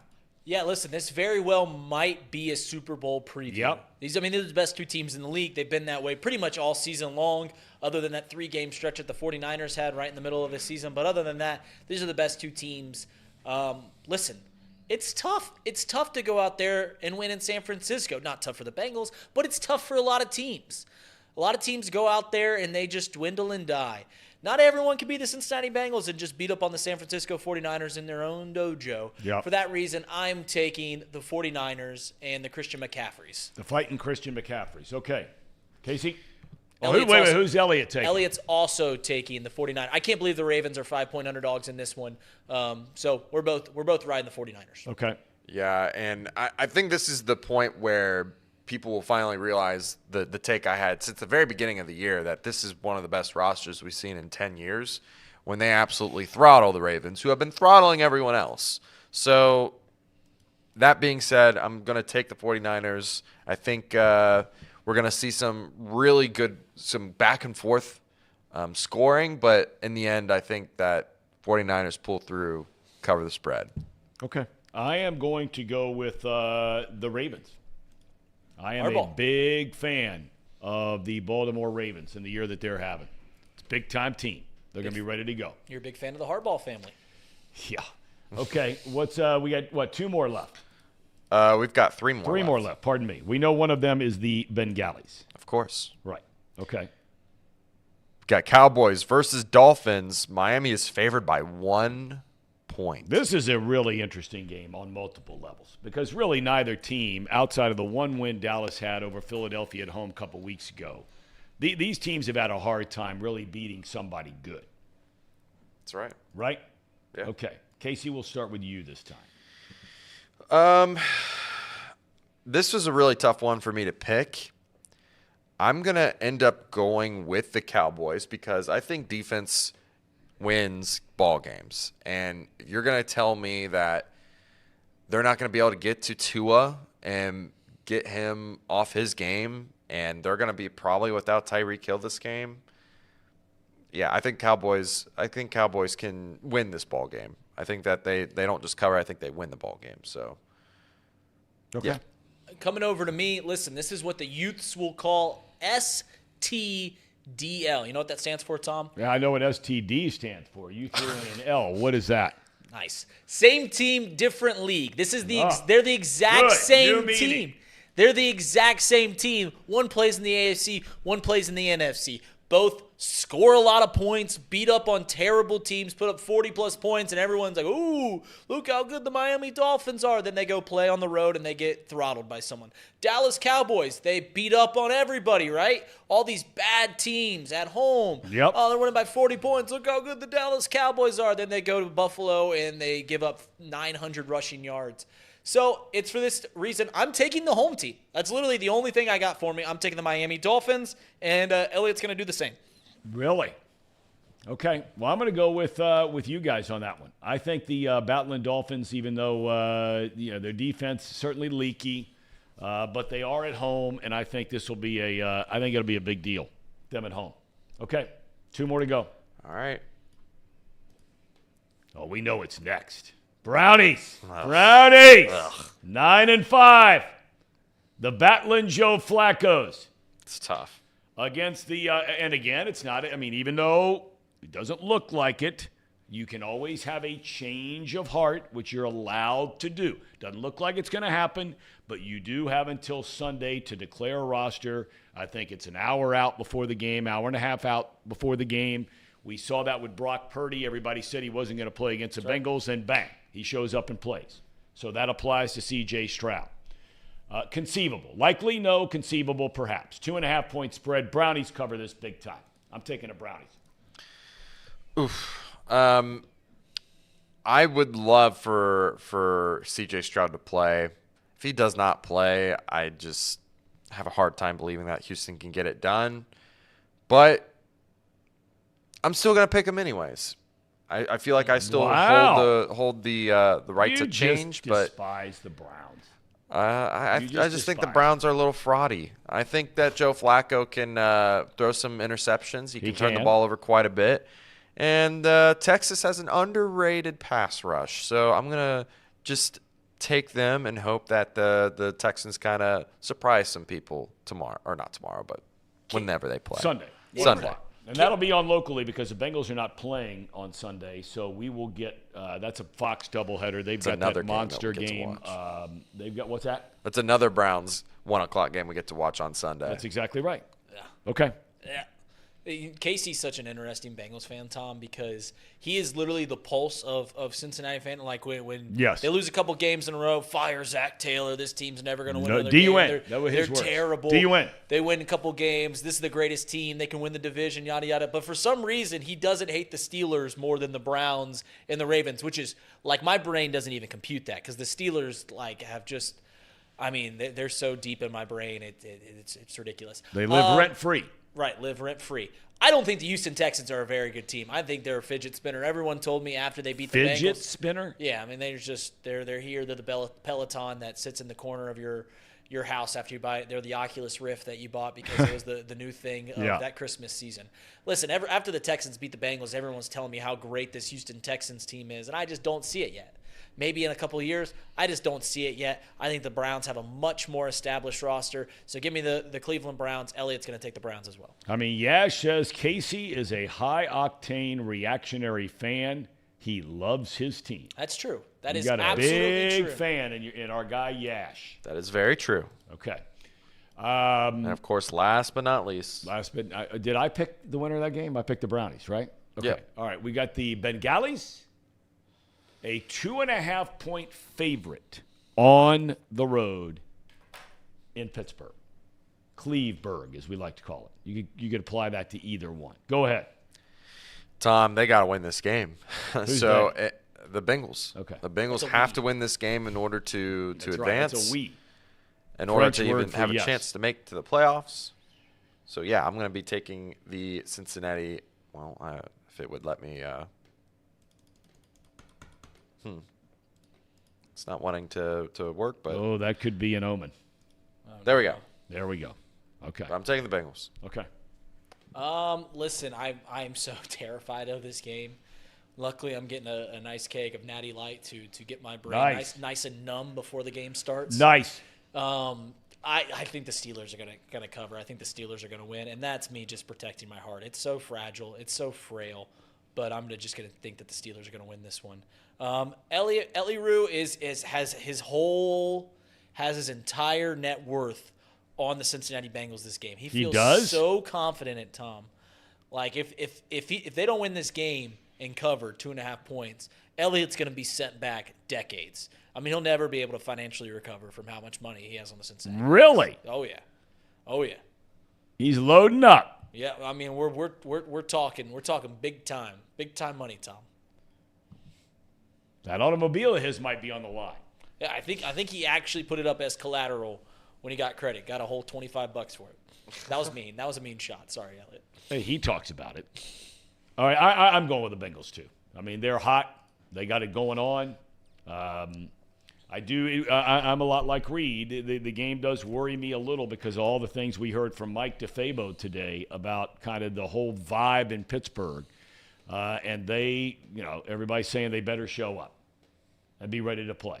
And the Bengals' run defense worries me, really worries me. And I think we are going to see a team perhaps carry the football, unless they fall behind early. Right. big early. I think there's a legitimate chance we see 50 rushes from the Steelers in the game tomorrow. Score prediction, Tom? I'm going to go Bengalis. I'm going to go 24-13. Ooh, nice. Bengals. That'd be a big win. Yeah. Reed? Yeah. I don't want to give a score prediction, but do you ever notice when they do the score predictions before a primetime game, every single spread is the same? Like it's like 27-24. Yeah. 26, 20-23. Like all those, like it's the always same 5-3. score every time. They give the same scores out. I'm not giving a prediction once again because my poor little heart can't take it. I'm going to say 23-20. All right. Wow. All right. So you're saying that's like a last fourth quarter win on a field goal? Yeah, sure. We'll go with that. Okay. Yeah. All right. I don't want to get into a field goal kicking game with the Steelers. Their guy's pretty good too. Ours is better. Well, ours is really good, but they got a good one. He can make a money kick for you now. Also, so I've heard some people like Trace and Sean were telling me, it's like, why don't you guys give more credit to the Bengals kicker? Evan McPherson's incredible. It's like, what do you want us to do? Did we not talk about him yesterday for 10 minutes? Well, it's just like, yeah. Well, they said earlier in the week, they're like, you guys don't realize how good of a kicker you have. You don't give him enough credit. It's like, what do you want? He's the kick. Like, he's fantastic. You ask any Bengals fan, we think we have a top 3 kicker in the league. But are we supposed to be talking about how good he is at kicking, his form kicking? How good of what do you want us to do? Like, we can't talk about it. Like, it's you either got a good kicker or you don't. There's nothing to dissect there. Yep. So, Tom, the final thing we got to do this week before we take off for the holiday season is we got to give our chat power rankings. Let's have them for this week. Let's go. Casey, if you'll just pan the camera just a little bit. So yep. we can get these. So I took over chat power rankings this week. Okay. It's the holiday season. We have. This is a big one because this is like a Christmas gift, this one. Yes, it is. We're not going to do chat of the year. We'll do that next week. So that's a little spoiler. Okay. Next year will be chat members of the year of our Lord 2023. This is just another week, and it is before the holiday season. So without further ado, let's dive into this week's chat power rankings. I haven't done this in a while. Let's have it. Coming in at number 7, it's a fellow Beaver, Mr. Mo. Listen, nobody is tougher on my football takes than Mr. Mo, and I get it. I have some bad ones from time to time. He actually messaged me yesterday and was like, hey, I know I give you some grief sometime, but it's all – and listen, if you start taking it easy on me, Mr. Mo, I lose my street cred. That's right. So don't take it easy on me. When I have a bad take, go ahead and tell me it's a bad take. I can take it. I'm a big boy sometimes. But Mr. Mo, congratulations. You're number 7 this week. Coming in at number 6, he's the biggest defender of me, and I can get bribed easily. It's Blackmore. Blackmore with the Marvin the Martian as his profile picture. Blackmore, he's always telling we got to fire the fire Reed promos. He defends me. Sometimes he's a little too tough on Elliott, but it's okay because Blackmore, you support me, and I support you. Who's the Martian?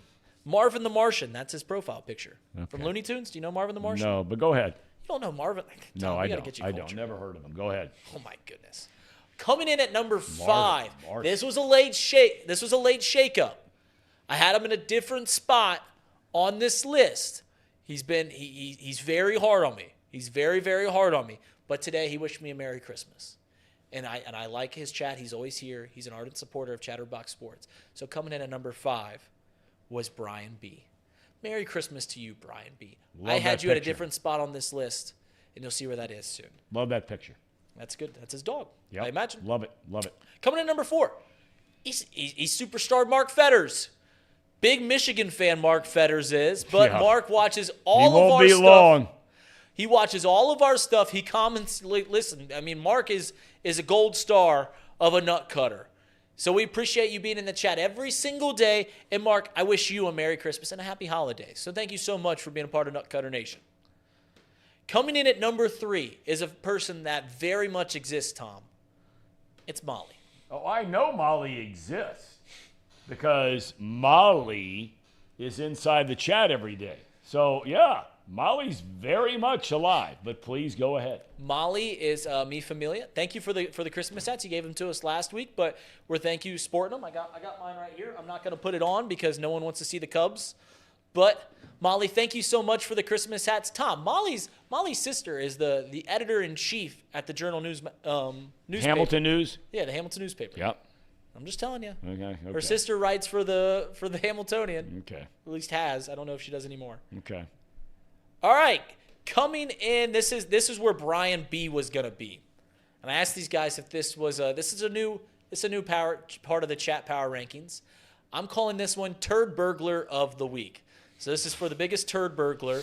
And Everett, I gave you so much praise, but you've just been on my case recently. So you're the Turd Burglar of the Week, Everett. I mean, come on, man.